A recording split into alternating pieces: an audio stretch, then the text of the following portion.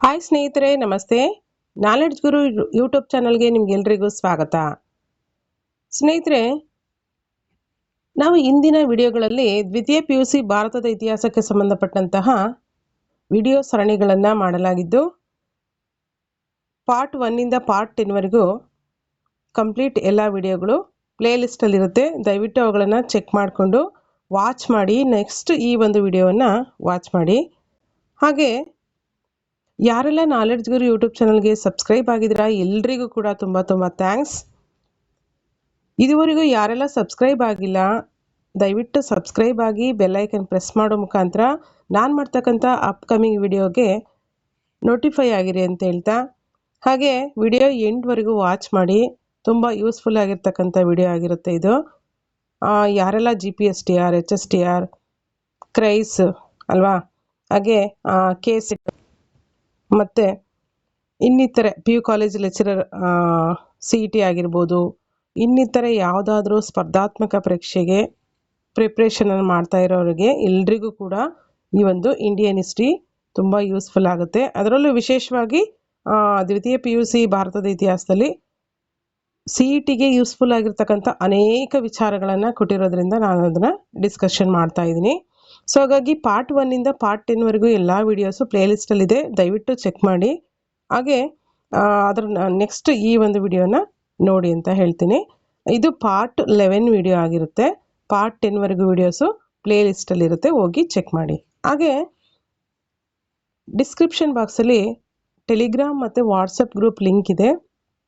ಏನಾದರೂ ಇನ್ಫಾರ್ಮೇಷನ್ ಅದರಲ್ಲಿ ನಾವು ಕೊಡ್ತಾ ಹೋಗ್ತೀವಿ. ಅಪ್ಕಮಿಂಗ್ ಏನಾದರೂ ಇನ್ಫಾರ್ಮೇಷನ್ ಬರ್ತಾ ಹೋದರೆ ಅವುಗಳನ್ನೆಲ್ಲ ನಾವು ಅಲ್ಲಿ ಶೇರ್ ಮಾಡ್ತೀನಿ. ಸೊ ಹಾಗಾಗಿ ಲಿಂಕಿಗೆ ಜಾಯಿನ್ ಆಗಿ ಅಂತ ಹೇಳ್ತಾ, ಅದರ ಜೊತೆಯಲ್ಲಿ ಈ ಒಂದು ಇನ್ನಿತರೆ ಇನ್ಫಾರ್ಮೇಷನ್ ಏನಾದರೂ ಬೇಕಂದರೆ ಅವುಗಳನ್ನು ನೀವು ಕಮೆಂಟ್ಸ್ ಕೂಡ ಮಾಡ್ಬೋದು. ಏನಾದರೂ ನಿಮ್ಮ ಅನಿಸಿಕೆ ಅಭಿಪ್ರಾಯಗಳಿದ್ರೆ ಕಮೆಂಟ್ಸ್ ಮಾಡಿ. ದಯವಿಟ್ಟು ವಿಡಿಯೋಗೊಂದು ಲೈಕ್ ಮಾಡಿ, ಶೇರ್ ಮಾಡಿ, ಮತ್ತು ಏನಾದರೂ ಅಭಿಪ್ರಾಯಗಳಿದ್ರೆ ಕಮೆಂಟ್ಸ್ ಮಾಡಿ ಅಂತ ಹೇಳ್ತಾ ಬನ್ನಿ. ಹಾಗಾದರೆ ಈ ಒಂದು ಇವತ್ತಿನ ಒಂದು ವಿಚಾರ ಏನಪ್ಪ ಅಂತಂದರೆ ಮೊಘಲರನ್ನ ಸಂಬಂಧಪಟ್ಟಂತೆ ಅಲ್ವಾ. ಮಧ್ಯಕಾಲೀನ ಭಾರತದ ಇತಿಹಾಸದಲ್ಲಿ ನಾವು ಲಾಸ್ಟ್ ಒಂದು ವಿಡಿಯೋದಲ್ಲಿ ದೆಹಲಿ ಸುಲ್ತಾನರ ಬಗ್ಗೆ ನಾವು ಚರ್ಚೆಯನ್ನು ಮಾಡಿದ್ವಿ. ಹಾಗೆ ಅದರ ನಂತರದಲ್ಲಿ ದೆಹಲಿ ಸುಲ್ತಾನರ ನಂತರದಲ್ಲಿ ಮೊಘಲರನ್ನ ಕುರಿತಾಗಿ ಈ ಒಂದು ವಿಡಿಯೋದಲ್ಲಿ 1 ಮಾರ್ಕ್ಸ್ 2 ಮಾರ್ಕ್ಸ್ ಹಾಗೆ ಲಾಂಗ್ ಕ್ವಶನ್ಗೆ ಸಂಬಂಧಪಟ್ಟಂತೆ ಒಂದಷ್ಟು ಪ್ರಶ್ನೋತ್ತರಗಳನ್ನು ಚರ್ಚೆ ಮಾಡ್ತಾ ಹೋಗೋಣ. ಹಾಗಾದರೆ ಮೊಘಲ್ಸ್ ಅಲ್ವಾ, ಮಧ್ಯಕಾಲೀನ ಭಾರತದ ಇತಿಹಾಸದಲ್ಲಿ ದೆಹಲಿ ಸುಲ್ತಾನರ ಅನಂತರದಲ್ಲಿ ಮೊಘಲರ ಆಳ್ವಿಕೆಯನ್ನು ನಾವು ಗಮನಿಸ್ತೀವಿ. ಈ ಒಂದು ಮಧ್ಯಕಾಲದ ಉತ್ತರಾರ್ಧದಲ್ಲಿ ಭಾರತದ ಮೇಲೆ ಮಧ್ಯ ಏಷ್ಯಾದಿಂದ ಮತ್ತೊಂದು ದಾಳಿ ಆಗುತ್ತೆ. ಸೊ ಆ ದಾಳಿನೇ ಮೊಘಲರದಾಗಿರುತ್ತೆ. ಹಾಗಾದರೆ ಎಷ್ಟರಲ್ಲಿ ಆಗುತ್ತೆ ಅಂತಂದರೆ ನಾವು ಗಮನಿಸಬೇಕಾಗುತ್ತೆ. ಇಲ್ಲಿ ಎಷ್ಟರಲ್ಲಿ? 1520ರಲ್ಲಿ. ಎಷ್ಟು? ಕ್ರಿಸ್ತ ಶಕ, ಸಾಮಾನ್ಯ ಶಕ ಅಂತೀವಿ ಅಲ್ವಾ. ಸಾಮಾನ್ಯ ಶಕ ಎಷ್ಟರಲ್ಲಿ? 1526ರಲ್ಲಿ ಮೊದಲನೇ ಪಾಣಿಪತ್ ಕದನದಲ್ಲಿ. ಯಾವುದು? ಮೊದಲನೇ ಪಾಣಿಪತ್ ಕದನದಲ್ಲಿ ಯಾರ್ಯಾರ ನಡುವೆ ನಡೆಯುತ್ತೆ? ಮೊದಲನೇ ಪಾಣಿಪತ್ ಕದನ ಇಬ್ರಾಹಿಂ ಲೋಧಿ ಮತ್ತು ಬಾಬರನ ಮಧ್ಯೆ ನಡೆಯುತ್ತೆ. ಈ ಒಂದು 1526ರ ಪಾಣಿಪತ್ ಕದನದಲ್ಲಿ ಬಾಬರನು ಇಬ್ರಾಹಿಂ ಲೋಧಿ ಅಂದರೆ ಲೋಧಿ ವಂಶದ ಕೊನೆಯ ದೊರೆಯಾಗಿರ್ತಕ್ಕಂಥ ಇಬ್ರಾಹಿಂ ಲೋಧಿಯನ್ನು ಸಂಪೂರ್ಣವಾಗಿ ಸೋಲಿಸಿ ಮೊಘಲ್ ಸಾಮ್ರಾಜ್ಯಕ್ಕೆ ಅಡಿಪಾಯವನ್ನು ಹಾಕಿದಂಥ ಒಂದು ಕೀರ್ತಿ ಯಾರಿಗೆ ಸಲ್ತದೆ? ಬಾಬರನಿಗೆ ಸಲ್ತದೆ ಅಂತೇಳಿ ನಾವು ಗಮನಿಸ್ಬೋದು. ಹಾಗೆ ಬಾಬರ್ ಬಗ್ಗೆ ಒಂದಷ್ಟು ವಿಚಾರಗಳನ್ನು ನಾವು ಹೇಳೋದಾದರೆ, ಬಾಬರ್ ಒಬ್ಬ ಪ್ರಸಿದ್ಧ ಕವಿನೂ ಹೌದು, ಗದ್ಯ ಬರಹಗಾರನೂ ಆಗಿರ್ತಾನೆ. ಅಷ್ಟೇ ಅಲ್ಲ, ಅವನ ಆತ್ಮಚರಿತ್ರೆ ಯಾವುದು ಅಂದರೆ ಬಾಬರ್ ನಾಮ. ಬಾಬರ್ ನಾಮ ಬಾಬರನ ಆತ್ಮಚರಿತ್ರೆ ಆಗಿರುತ್ತೆ. ಹಾಗೆ ಬಾಬರನ ಮಗ ಯಾರು ಅಂತಂದರೆ ಹುಮಾಯೂನನು ಅವನ ಮಗ, ಉತ್ತರಾಧಿಕಾರಿ ಕೂಡ ಆಗಿರ್ತಾನೆ. ಶೇರ್ ಶಾ ಸೂರ್ನಿಂದ ತನ್ನ ಅಧಿಕಾರವನ್ನು ಕಳೆದುಕೊಂಡು ಹುಮಾಯೂನ್ ಸುಮಾರು 15 ವರ್ಷಗಳ ನಂತರದಲ್ಲಿ ಮತ್ತೆ ಮರಳಿ ಪಡಿತಾನೆ. ಅದೊಂದು ಮೊಘಲರಲ್ಲಿ ವಿಶೇಷತೆ ಅಂತೇಳಿ ನಾವು ಹುಮಾಯೂನನ ಬಗ್ಗೆ ಹೇಳ್ಬೋದು. 2 ಬಾರಿ ಆಳ್ವಿಕೆಯನ್ನು ಮಾಡಿದಂಥ ಒಬ್ಬ ಮೊಘಲರ ಸುಲ್ತಾನ ಯಾರಂದರೆ ಹುಮಾಯೂನ್ ಅಂತೇಳಿ ನಾವು ಹೇಳ್ಬೋದು. ಹಾಗೆ ನಾವು ಈ ಒಂದು 1556ರಲ್ಲಿ ಹಠಾತ್ ಏನಾಗುತ್ತೆ, ಮರಣವಂತನೇ ಆತ. ಅನಂತರ ಅವನ ಮಗ ಯಾರು ಬರ್ತಾರೆ ಅಧಿಕಾರಕ್ಕೆ, ಅಕ್ಬರ್ ಬರ್ತಾನೆ. ಸೊ ನಾವಿಲ್ಲಿ ಮುಖ್ಯವಾಗಿ ಮೊಘಲರು ಅಂದ ತಕ್ಷಣ ಮೊಘಲರು ಅವರ ಬಗ್ಗೆ ಇತಿಹಾಸವನ್ನು ತಿಳ್ಕೊಳ್ಳೋಕ್ಕೆ ಪ್ರಯತ್ನ ಪಟ್ಟರೆ ಮುಖ್ಯವಾಗಿ ಅಲ್ಲಿ ಪ್ರಸಿದ್ಧ ವ್ಯಕ್ತಿ ಅಂತೇಳಿ ಕಾಣುವಂಥದ್ದು ಅಕ್ಬರ್ ಮಹಾಶಯ ಅಲ್ವಾ. ಅಕ್ಬರ್ ಮಹಾಶಯ ನಾವು ಮುಖ್ಯವಾಗಿ ಎಲ್ರಿಗೂ ಮಹಾಶಯ ದಿ ಗ್ರೇಟ್ ಅನ್ನೋ ಬಿರುದನ್ನು ಕೊಟ್ಟಿಲ್ಲ. ಮುಖ್ಯವಾಗಿ ಇತಿಹಾಸದಲ್ಲಿ 3 ವ್ಯಕ್ತಿಗಳಿಗೆ ಕೊಡಲಾಗಿದೆ. ಯಾರಂದರೆ ಪ್ರಾಚೀನ ಭಾರತದ ಇತಿಹಾಸದಲ್ಲಿ ಅಲೆಕ್ಸಾಂಡರ್ನನ್ನ ಮಹಾಶಯ ಅಂತೇಳಿ ಕರಿತೀವಿ. ಯಾರನ್ನ? ಅಲೆಕ್ಸಾಂಡರ್ನನ್ನ ಮಹಾಶಯ, ಅಲೆಕ್ಸಾಂಡರ್ ದಿ ಗ್ರೇಟ್ ಅಂತ ಪ್ರಾಚೀನ ಭಾರತದ ಇತಿಹಾಸಕ್ಕೆ ಸಂಬಂಧಪಟ್ಟಂತೆ ಗುರುತಿಸ್ತೀವಿ. ಹಾಗೆ ಮಧ್ಯಕಾಲೀನ ಭಾರತದ ಇತಿಹಾಸಕ್ಕೆ ಸಂಬಂಧಪಟ್ಟಂತೆ ಅಕ್ಬರ್ನನ್ನ ದಿ ಗ್ರೇಟ್ ಅಂತೇಳಿ ಕರಿತೀವಿ ಅಲ್ವಾ. ಮೊಘಲರಲ್ಲಿ ಪ್ರಸಿದ್ಧ ಅರಸನಾದಂಥ ಅಕ್ಬರ್ನ ದಿ ಗ್ರೇಟ್ ಅಂತ ಕರಿತೀವಿ. ಅದರ ಜೊತೆಯಲ್ಲಿ ನೆಕ್ಸ್ಟ್ ಆಧುನಿಕ ಭಾರತದ ಇತಿಹಾಸದಲ್ಲಿ ನಾವು ಮುಖ್ಯವಾಗಿ ಯಾರನ್ನ? ಅಶೋಕನನ್ನ ಅಲ್ವಾ. ಅಶೋಕನನ್ನ ಏನಂತ ಕರಿತೀವಿ? ದಿ ಗ್ರೇಟ್ ಅಂತ ಕರಿತೀವಿ. ಹಾಗಾಗಿ ಇತಿಹಾಸದಲ್ಲಿ ಮುಖ್ಯವಾಗಿ ಈ 3 ವ್ಯಕ್ತಿಗಳನ್ನ ನೋಡಿ. ಅಕ್ಬರ್ ಆ ಅಂದರೆ ಮೊದಲನೇ ಅಕ್ಷರ ಆ ಇಂದನೇ ಆರಂಭ ಆಗಿದೆ. ದಿ ಗ್ರೇಟ್ ಪರ್ಸನ್ಸ್ ಇವರು. ಯಾರು ಇತಿಹಾಸದಲ್ಲಿ ಗ್ರೇಟ್ ಮೀನ್ಸ್ ದಿ ಗ್ರೇಟ್ ಅಂತ ಬಿರುದನ್ನು ನೀಡಿರ್ತಕ್ಕಂಥ 3 ಇತಿಹಾಸದ ಸಾಮ್ರಾಜ್ಯವನ್ನು ಆಳ್ವಿಕೆ ಮಾಡಿರ್ತಕ್ಕಂಥ ಮಹಾಶಯರು. Alexander the great, Akbar the great ಮತ್ತು ಅಶೋಕ ದಿ ಗ್ರೇಟ್ ಅಲ್ವಾ. ಹಾಗಾಗಿ ನಾವಿಲ್ಲಿ ಮೊಘಲರು ಅಂದ ತಕ್ಷಣ ಮುಖ್ಯವಾಗಿ ಅಕ್ಬರ್ ಮಹಾಶಯನ ಬಗ್ಗೆ ತುಂಬ ತಿಳ್ಕೊಬೇಕಾಗಿರ್ತಕ್ಕಂಥ ಅಂಶಗಳಿರುತ್ತೆ. ಹಾಗಾಗಿ ನೀವು ಇನ್ ಡೀಟೇಲ್ ಆಗಿ ಟೆಕ್ಸ್ಟ್ ಬುಕ್ಕಲ್ಲಿ ರೀಡ್ ಮಾಡಿ. ನಾನು ಕೇವಲ 1 ಮಾರ್ಕ್ಸ್ 2 ಮಾರ್ಕ್ಸ್ ಮತ್ತು ಅಲ್ಲಲ್ಲಿ ಒಂದಷ್ಟು ಇಂಪಾರ್ಟೆಂಟ್ ಆಗಿರ್ತಕ್ಕಂಥ ಇನ್ಫಾರ್ಮೇಷನನ್ನು ಕೊಡ್ತೀನಿ. ಅದರ ಜೊತೆಯಲ್ಲಿ ಲಾಂಗ್ ಆನ್ಸರ್ಸಲ್ಲಿ ನಮಗೆ ಇನ್ ಡೀಟೇಲ್ ಆಗಿ ಎಲ್ಲರ ಬಗ್ಗೆನೂ ಡಿಸ್ಕಷನ್ ಮಾಡ್ತೀವಿ. ಅಕ್ಬರ್ ಬಗ್ಗೆ ಆಗಲಿ ಅಲ್ವಾ, ಇನ್ನಿತರ ಒಂದು ಮೊಘಲರ ಒಂದು ಕೊಡುಗೆಗಳಾಗಲಿ ಎಲ್ಲವನ್ನ ಡಿಸ್ಕಷನ್ ಮಾಡ್ತೀವಿ. ಸೊ ಹಾಗಾಗಿ ನಾನು ಮೊದಲನೇದಾಗಿ ಈಗ 1 ವಾಕ್ಯದ ಪ್ರಶ್ನೆಗಳಿಗೆ ಹೋಗ್ತಾ ಇದ್ದೀನಿ. ಸೊ ಅವುಗಳನ್ನು ನಾವಿಲ್ಲಿ ಗಮನಿಸ್ತಾ ಹೋಗೋಣ. 1 ವಾಕ್ಯದ ಪ್ರಶ್ನೆಗಳಿಗೆ ಉತ್ತರಗಳು ಮೊಘಲರ ಬಗ್ಗೆ ನಾವು ನೋಡ್ತಾ ಇದ್ದೀವಿ. ಮೊದಲನೇ ಪ್ರಶ್ನೆ ನೋಡಿ. ಮೊದಲನೇ ಪಾಣಿಪತ್ ಕದನ ಯಾವಾಗ ನಡೆಯಿತು? ಕ್ರಿಸ್ತ ಶಕ 1526ರಲ್ಲಿ ಮೊದಲನೇ ಪಾಣಿಪತ್ ಕದನ ಜರುಗಿತು. ನೆಕ್ಸ್ಟ್ 2ನೇ ಪ್ರಶ್ನೆ. ಮೊಘಲರ ಸಂತತಿಯ ಸ್ಥಾಪಕ ಯಾರು? ಮೊಘಲ್ ಸಂತತಿಯ ಸ್ಥಾಪಕ ಬಾಬರ್. ನೆಕ್ಸ್ಟ್ 3ನೇ ಪ್ರಶ್ನೆ. ಗೊಂಡಾವನ ರಾಜ್ಯದ ರಾಣಿ ಯಾರು? ಗೊಂಡಾವನ ರಾಜ್ಯದ ರಾಣಿ ರಾಣಿ ದುರ್ಗಾವತಿ ಗೊಂಡಾವನ ರಾಜ್ಯದ ರಾಣಿ. ನೆಕ್ಸ್ಟ್ ಫೋರ್ತ್ ಕ್ವಶನ್ ನೋಡಿ. ಹಳದಿ ಘಾಟ್ ಕದನ ಯಾರ ನಡುವೆ ನಡೆಯಿತು? ಹಳದಿ ಘಾಟ್ ಕದನ ಯಾವಾಗ ನಡೆಯಿತು? ಫಸ್ಟ್ ಇಲ್ಲಿ ಯಾವಾಗ ನಡೆಯಿತು ಅಂತೇಳಿ ಗಮನಿಸೋಣ. ಹಳದಿ ಘಾಟ್ ಕದನ ಯಾವಾಗ ಜರುಗಿತು ಅಂತಂದರೆ ಕ್ರಿಸ್ತ ಶಕ 1576ರಲ್ಲಿ ಹಳದಿ ಘಾಟ್ ಕದನ ಜರುಗಿತು. ಕ್ರಿಸ್ತ ಶಕ ಎಷ್ಟರಲ್ಲಿ? 1576ರಲ್ಲಿ ಹಳದಿ ಘಾಟ್ ಕದನ ಜರುಗಿತು ಅಂತೇಳಿ ನಾವು ಹೇಳ್ಬೋದು. ಈ ಒಂದು ಹಳದಿ ಘಾಟ್ ಕದನ ನಾವು ಮುಖ್ಯವಾಗಿ ಮೊಘಲರು ಮತ್ತು ರಜಪೂತರ ನಡುವೆ ನಡೆದಿರ್ತಕ್ಕಂಥ ಒಂದು ಕದನ ಆಗಿರುತ್ತೆ. ಯಾರ ನಡುವೆ? ಮೊಘಲ್ಸ್ ಮತ್ತು ರಜಪೂತರ ನಡುವೆ ನಡೆದಂಥ ಒಂದು ಹಳದಿ ಘಾಟ್ ಕದನ 1576ರಲ್ಲಿ ಜರುಗುತ್ತೆ. ಉದಯ ಸಿಂಗ್ನ ಮರಣದ ನಂತರ ಏನಾಗುತ್ತೆ, ಇಲ್ಲಿ ಮಗ ರಾಣಾ ಪ್ರತಾಪ ಸಿಂಗ್ ಹೋರಾಟನ ಮುಂದುವರಿಸ್ತಾನೆ. ಸೊ ಹಂಗಾಗಿ ರಜಪೂತರಿಗೂ ಮತ್ತು ಮೊಘಲರಿಗೂ ಇಲ್ಲಿ ಏನಾಗುತ್ತೆ, ಹಳದಿ ಘಾಟ್ ಕದನ ಜರುಗುತ್ತೆ. ನೆಕ್ಸ್ಟ್ 5th one ಕ್ವಶನ್ ನೋಡಿ. ಅಕ್ಬರ್ ಜಾರಿಗೊಳಿಸಿದಂತಹ ಹೊಸ ಧರ್ಮ ಯಾವುದು? ಅಕ್ಬರ್ ಜಾರಿಗೊಳಿಸಿದಂತಹ ಹೊಸ ಧರ್ಮ ದೀನ್ ಹಿ ಇಲಾಹಿ. ದೀನ್ ಹಿ ಇಲಾಹಿ ಎಂಬಂಥ ಹೊಸ ಧರ್ಮವನ್ನು ಅಕ್ಬರ್ ಜಾರಿ ಮಾಡ್ತಾನೆ. ನೆಕ್ಸ್ಟ್ ಅಕ್ಬರನ ಪ್ರಸಿದ್ಧ ಕಂದಾಯ ಮಂತ್ರಿ ಯಾರು? ಅಕ್ಬರನ ಪ್ರಸಿದ್ಧ ಕಂದಾಯ ಮಂತ್ರಿ ಯಾರು? ರಾಜ ತೋದರಮಲ್ಲ ಅಕ್ಬರನ ಪ್ರಸಿದ್ಧ ಕಂದಾಯ ಮಂತ್ರಿ. Next 7th question. ಹುಮಾಯೂನ್ ನಾಮ ಎಂಬ ಗ್ರಂಥವನ್ನು ಬರೆದವರು ಯಾರು?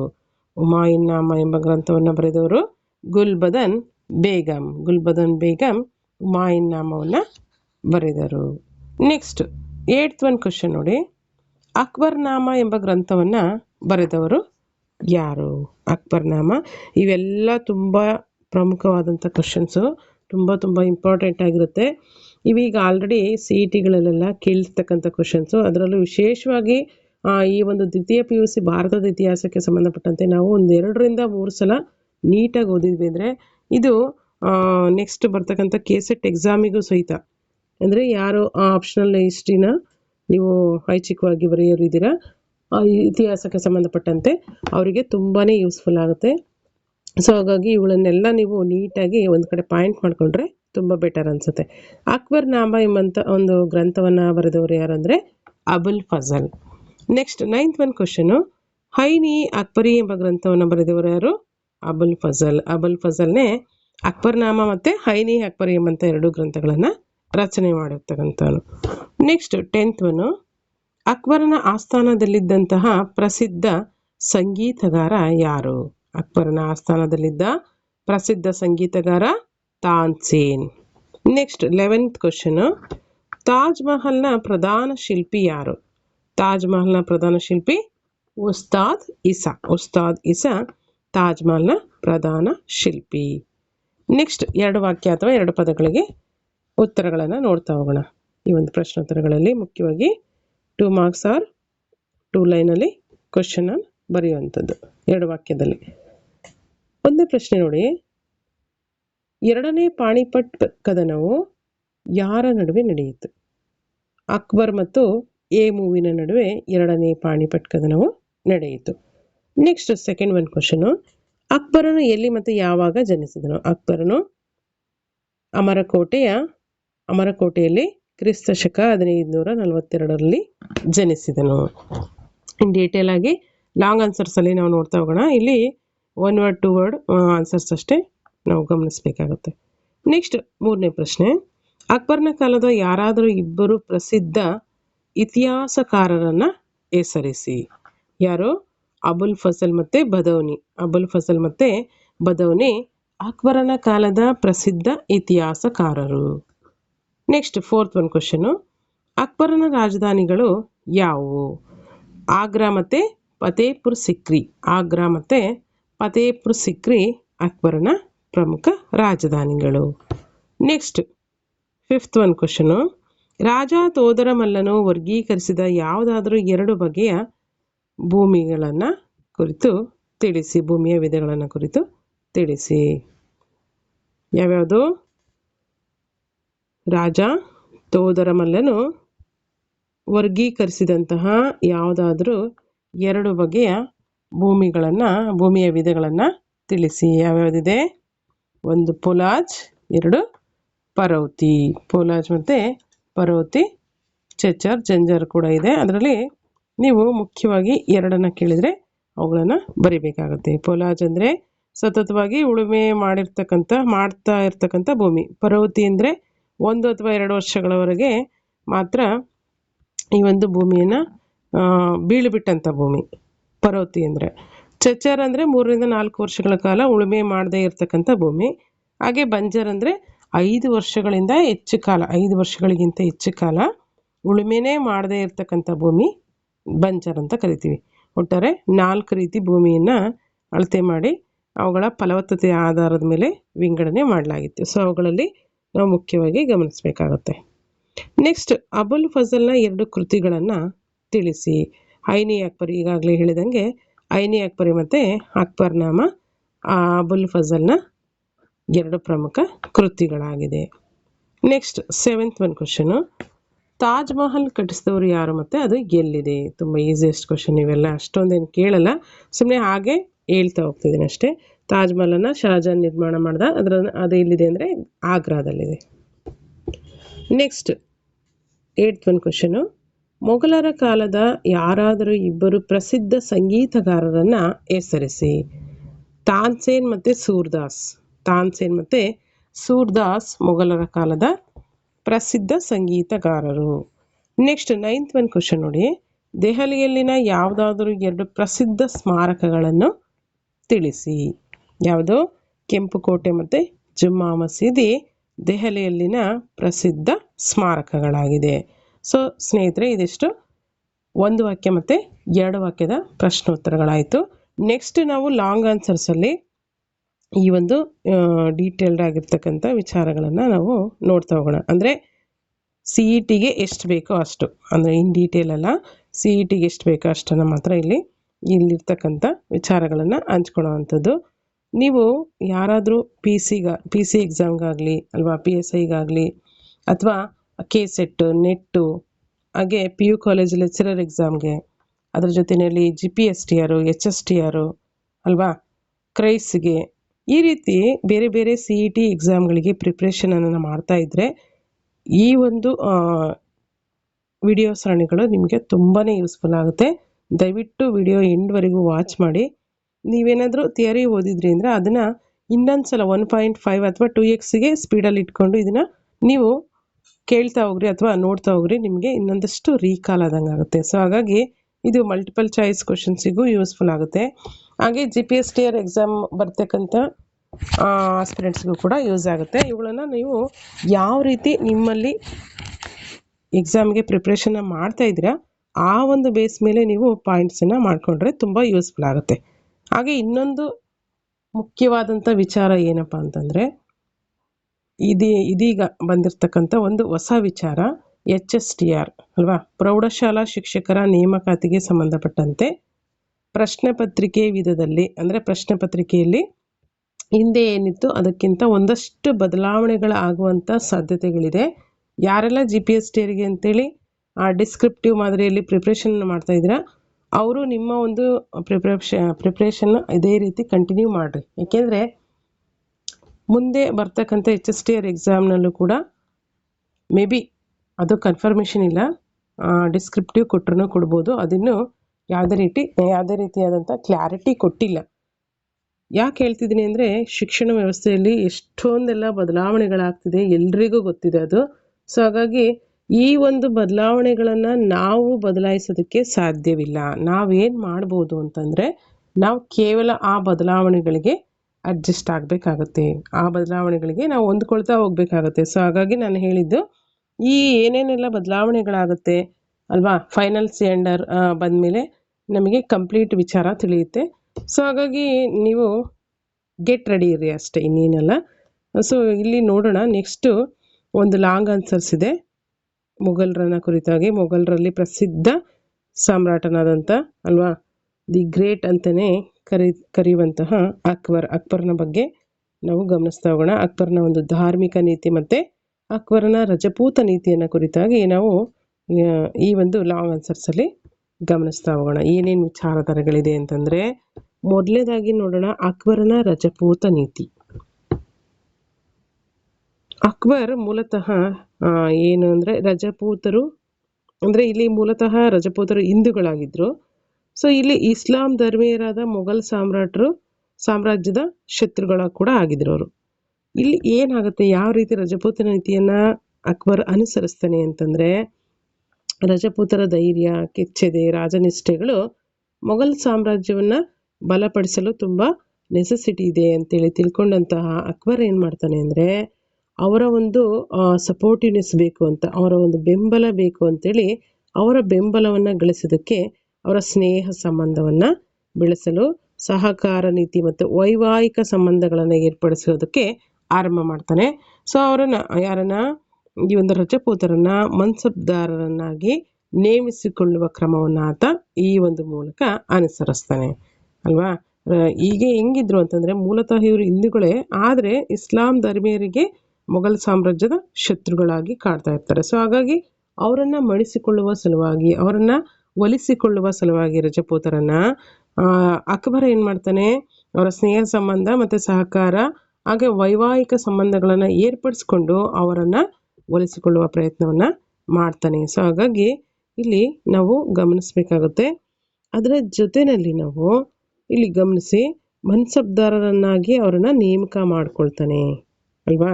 ಮನ್ಸಬ್ದಾರರನ್ನಾಗಿ ನೇಮಕ ಮಾಡಿಕೊಂಡು ಅಂಬರ್ ರಾಜ್ಯದ ರಾಜ ಬಿಹಾರಿ ಮಲ್ಲನ ಮಗಳಾದಂಥ ಜೋಧಬಾಯಿಯನ್ನು ಅಕ್ಬರ್ ವಿವಾಹ ಆಗ್ತಾನೆ.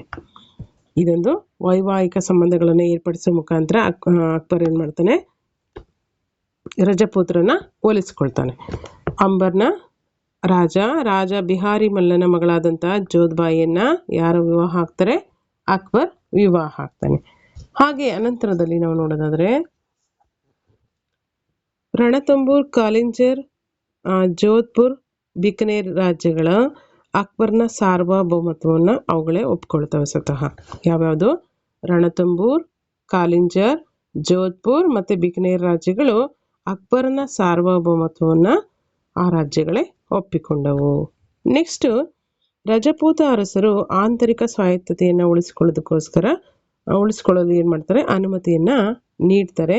ಹೀಗೆ ರಾಜ ತೋದರಮಲ್, ರಾಜ ಮಾನ್ಸಿಂಗ್, ರಾಜ ಭಗವಾನ್ ದಾಸ್ ಮತ್ತಿತರ ಅಕ್ಬರನ ಅರಸರ ರಜಪೂತ ದಂಡನಾಯಕರಾಗಿದ್ದರು ಅಂತೇಳಿ ನಾವು ಗಮನಿಸ್ಬೋದು. ಇದಿಷ್ಟು ಸ್ನೇಹಿತರೆ ಅಕ್ಬರನ ರಜಪೂತ ನೀತಿ. ನೆಕ್ಸ್ಟ್ ನೋಡೋಣ ಅಕ್ಬರನ ಧಾರ್ಮಿಕ ನೀತಿ. ಅಕ್ಬರನ ಧಾರ್ಮಿಕ ನೀತಿ. ಅಕ್ಬರನು ಇಸ್ಲಾಂ ಧರ್ಮೀಯನಾಗಿದ್ರೂ ಕೂಡ ಏನು ಮಾಡ್ತಾನೆ? ಧಾರ್ಮಿಕ ಸಹಿಷ್ಣುವಾಗಿರ್ತಾನೆ. ಅಷ್ಟೇ ಅಲ್ಲ, ಎಲ್ಲ ಧರ್ಮದವರನ್ನ ಕೂಡ ಆತ ಗೌರವಿಸ್ತಾ ಇರ್ತಾನೆ. ಅದರ ಜೊತೆಯಲ್ಲಿ ಮೊಘಲ್ ಸಾಮ್ರಾಜ್ಯದ ಅಭಿವೃದ್ಧಿಗೆ ಅನೇಕ ಕ್ರಮಗಳನ್ನು ಆತ ಕೈಗೊಳ್ತಾನೆ. ಹಾಗಾದರೆ ಅಕ್ಬರ್ ಕೈಗೊಂಡಂಥ ಕ್ರಮಗಳು ಯಾವ್ಯಾವುದು? ಧಾರ್ಮಿಕ ಸುಧಾರಣೆಗಾಗಿ ಅಕ್ಬರನ ಕ್ರಮಗಳು ಯಾವ್ಯಾವುದಿತ್ತು?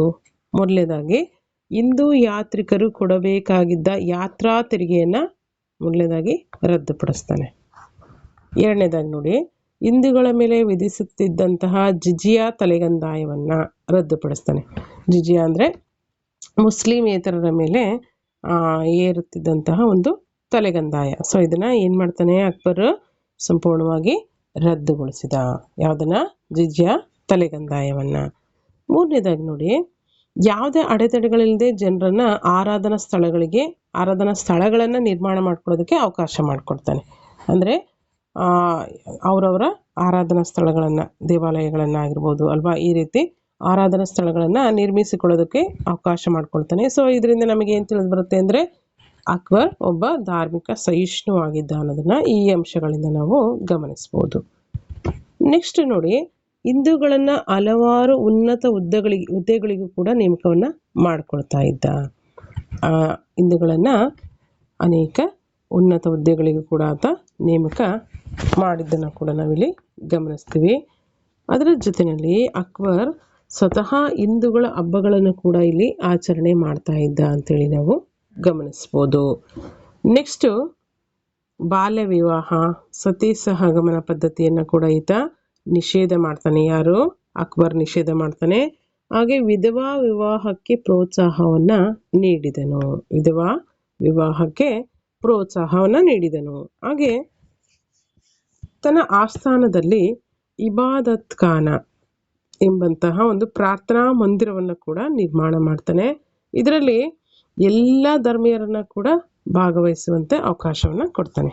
ಇಲ್ಲಿ ತನ್ನ ಒಂದು ಆಸ್ಥಾನದಲ್ಲಿ ಸರ್ವಧರ್ಮ ಸಹಿಷ್ಣುತೆಯನ್ನು ಎತ್ತಿ ಹಿಡಿಯುವ ಸಲುವಾಗಿ ಇಬಾದತ್ ಖಾನ ಎಂಬಂಥ ಒಂದು ಪ್ರಾರ್ಥನಾ ಮಂದಿರವನ್ನು ಅಕ್ಬರ್ ಎಲ್ಲಿ ನಿರ್ಮಾಣ ಮಾಡ್ತಾನೆ? ತನ್ನ ಆಸ್ಥಾನದಲ್ಲಿ ನಿರ್ಮಿಸಿ ಅಲ್ಲಿ ಎಲ್ಲ ಧರ್ಮೀಯರಿಗೆ ಭಾಗವಹಿಸೋದಕ್ಕೆ ಅವಕಾಶವನ್ನು ಮಾಡಿಕೊಡ್ತಾನೆ.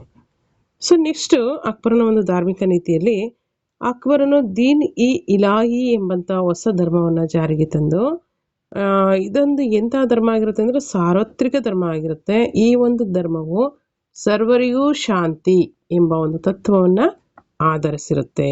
ವಿವಿಧ ಮತಗಳ ಜನರನ್ನು ಇಲ್ಲಿ ಒಗ್ಗೂಡಿಸುವಂಥ ಪ್ರಯತ್ನವನ್ನು ಈತ ಮಾಡ್ತಾನೆ. ಸೊ ಇದಿಷ್ಟು ಸ್ನೇಹಿತರೆ ಅಕ್ಬರನ ಧಾರ್ಮಿಕ ನೀತಿ. ಇದಿಷ್ಟು ಅಕ್ಬರನ ರಜಪೂತ ನೀತಿ ಮತ್ತು ಧಾರ್ಮಿಕ ನೀತಿ. ನೆಕ್ಸ್ಟ್ ನೋಡೋಣ, ಅಕ್ಬರನ ಆಡಳಿತ ಯಾವ ರೀತಿ ಇತ್ತು ಅಲ್ವಾ. ಮೊಘಲರಲ್ಲಿ ಪ್ರಸಿದ್ಧ ಅರಸನಾದಂತಹ ಅಕ್ಬರನ ಆಡಳಿತ ನೀತಿ ತುಂಬಾ ಪ್ರಮುಖವಾದ ಅಂಶಗಳಿದ್ರಲ್ಲಿ ನಾವು ಚರ್ಚೆ ಮಾಡಲಾಗುತ್ತೆ. ಅವುಗಳನ್ನು ಅವಶ್ಯಕತೆ ಇರೋರು ಪಾಯಿಂಟರ್ ಮಾಡ್ಕೋಬೋದು, ಇಲ್ಲ ಆದರೆ ಹಾಗೇನಾದರೂ ಕೇಳಿ. ಆದರೆ ಇವೆಲ್ಲ ಏನು ಆಡಳಿತ ಅವಧಿಯಲ್ಲಿ ಬರ್ತಕ್ಕಂಥ ಎಲ್ಲ ಅಂಶಗಳು ಕೆಲವೊಂದು ನೋಡಿ ತುಂಬಾ ಇಂಪಾರ್ಟೆಂಟ್ ಆಗಿರುತ್ತೆ. ಇವುಗಳನ್ನು ಬರೆದಿಟ್ಟಾಗ ಮಾತ್ರ ಒಂದಷ್ಟು ನೆನಪಿಗೆ ಉಳಿಯುವಂಥದ್ದು ಅಲ್ವಾ. ಗಮನಿಸ್ತಾ ಹೋಗಿ. ಅಕ್ಬರನ ಆಡಳಿತ ನೀತಿ. ಅಕ್ಬರನು ಕೇಂದ್ರೀಕೃತ ಮತ್ತು ಏಕೀಕೃತವಾದಂಥ ಆಡಳಿತವನ್ನು ಜಾರಿಗೆ ತರ್ತಾನೆ. ಇದಕ್ಕೊಂದು ಉತ್ತಮ ಆಡಳಿತ ಪದ್ಧತಿಯನ್ನು ಒದಗಿಸಿದಂಥ ಕೀರ್ತಿ ಅಕ್ಬರನಿಗೆ ಸಲ್ತದೆ. ಮೊಘಲ್ ಚಕ್ರವರ್ತಿಯನ್ನ ಏನಂತ ಕರೀತಾರೆ? ಬಾದ್ಶಾಹ್ ಅಂತ ಕರೀತಾರೆ. ಮೊಘಲ್ ಚಕ್ರವರ್ತಿಯನ್ನ ಬಾದ್ಶಾಹ್ ಅಂತ ಕರೀತಾರೆ. ಸುಲ್ತಾನನು ಇಲ್ಲಿ ಇಸ್ಲಾಂ ತತ್ವಗಳಿಗೆ ಅನುಸಾರವಾಗಿ ಆಳ್ವಿಕೆಯನ್ನ ಮಾಡ್ತಾ ಇರ್ತಾನೆ. ಅಕ್ಬರ್ನ ಆಸ್ಥಾನದ ಪ್ರಮುಖ ಮಂತ್ರಿಗಳು ಯಾರಿದ್ರು ಹಾಗಾದ್ರೆ ಅಲ್ವಾ? ಯಾರ್ಯಾರಿದ್ರು ಪ್ರಮುಖ ಮಂತ್ರಿಗಳು ಅಂತಂದ್ರೆ, ಮೊದಲನೇದಾಗಿ ನಾವು ನೋಡೋಣ, ವಕೀಲ್ ಅಂದ್ರೆ ಇಲ್ಲಿ ಮುಖ್ಯಮಂತ್ರಿ, ದಿವಾನಿ ಹಲಾ ಅಂದ್ರೆ ಅರ್ಥಮಂತ್ರಿ, ಮೀರ್ ಬಕ್ಷಿ ಅಂದ್ರೆ ವೇತನ ಬಟವಾಡೆ ಮಾಡುವ ಅಧಿಕಾರಿ, ಹಾಗೆ ಸದರ್ ಅಂದ್ರೆ ದಾನದತ್ತಿಯ ಉಸ್ತುವಾರಿ, ದಿವಾನ್ ಅಂತಂದ್ರೆ ಕಂದಾಯ ಮಂತ್ರಿ, ಖಾನ್-ಇ ಜಮಾನ್ ಅಂದ್ರೆ ಗೃಹ ಮಂತ್ರಿ, ಕಾಜಿ ಅಂದ್ರೆ ಮುಖ್ಯ ನ್ಯಾಯಾಧೀಶ.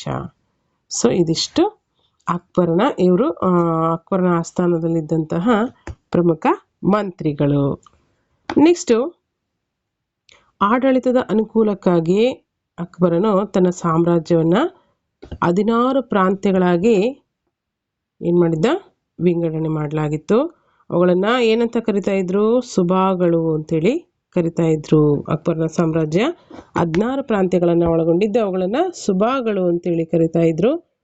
ಇಲ್ಲಿ ಪ್ರತಿಯೊಂದು ಪ್ರಾಂತ್ಯಕ್ಕೂ ಕೂಡ ಸುಬಾದಾರ್ ಎಂಬಂತ ಒಬ್ಬ ರಾಜ್ಯಪಾಲನು ಇದ್ದ. ಇಲ್ಲೇನು ಹಿಂದೆ 16 ಪ್ರಾಂತ್ಯಗಳನ್ನು ಮಾಡ್ಕೊಂಡಿದ್ರು, ಈ 16 ಪ್ರಾಂತ್ಯಗಳಿಗೂ ಒಬ್ಬೊಬ್ಬ ಸುಬಾದಾರ್ ಇದ್ದ. ಸುಬಾದಾರ್ ಅಂದ್ರೆ ರಾಜ್ಯಪಾಲ ಇದ್ದ. ಈ ಸುಬಾಗಳನ್ನ ಸರ್ಕಾರಗಳನ್ನ ಪರಗಣಗಳು ಅಂತೇಳಿ ಪುನರ್ವಿಭಾಗ ಮಾಡಿ ಆಳ್ವಿಕೆಯನ್ನ ಮಾಡಲಾಗ್ತಾ ಇತ್ತು. ಇಲ್ಲಿ ಗ್ರಾಮವೇ ಆಡಳಿತದ ಕೊನೆಯ ಘಟಕವಾಗಿತ್ತು. ಎಲ್ಲ ಸಾಮ್ರಾಜ್ಯಗಳಲ್ಲಿ ನಾವು ಗಮನಿಸ್ತೀವಿ ಅಲ್ವಾ?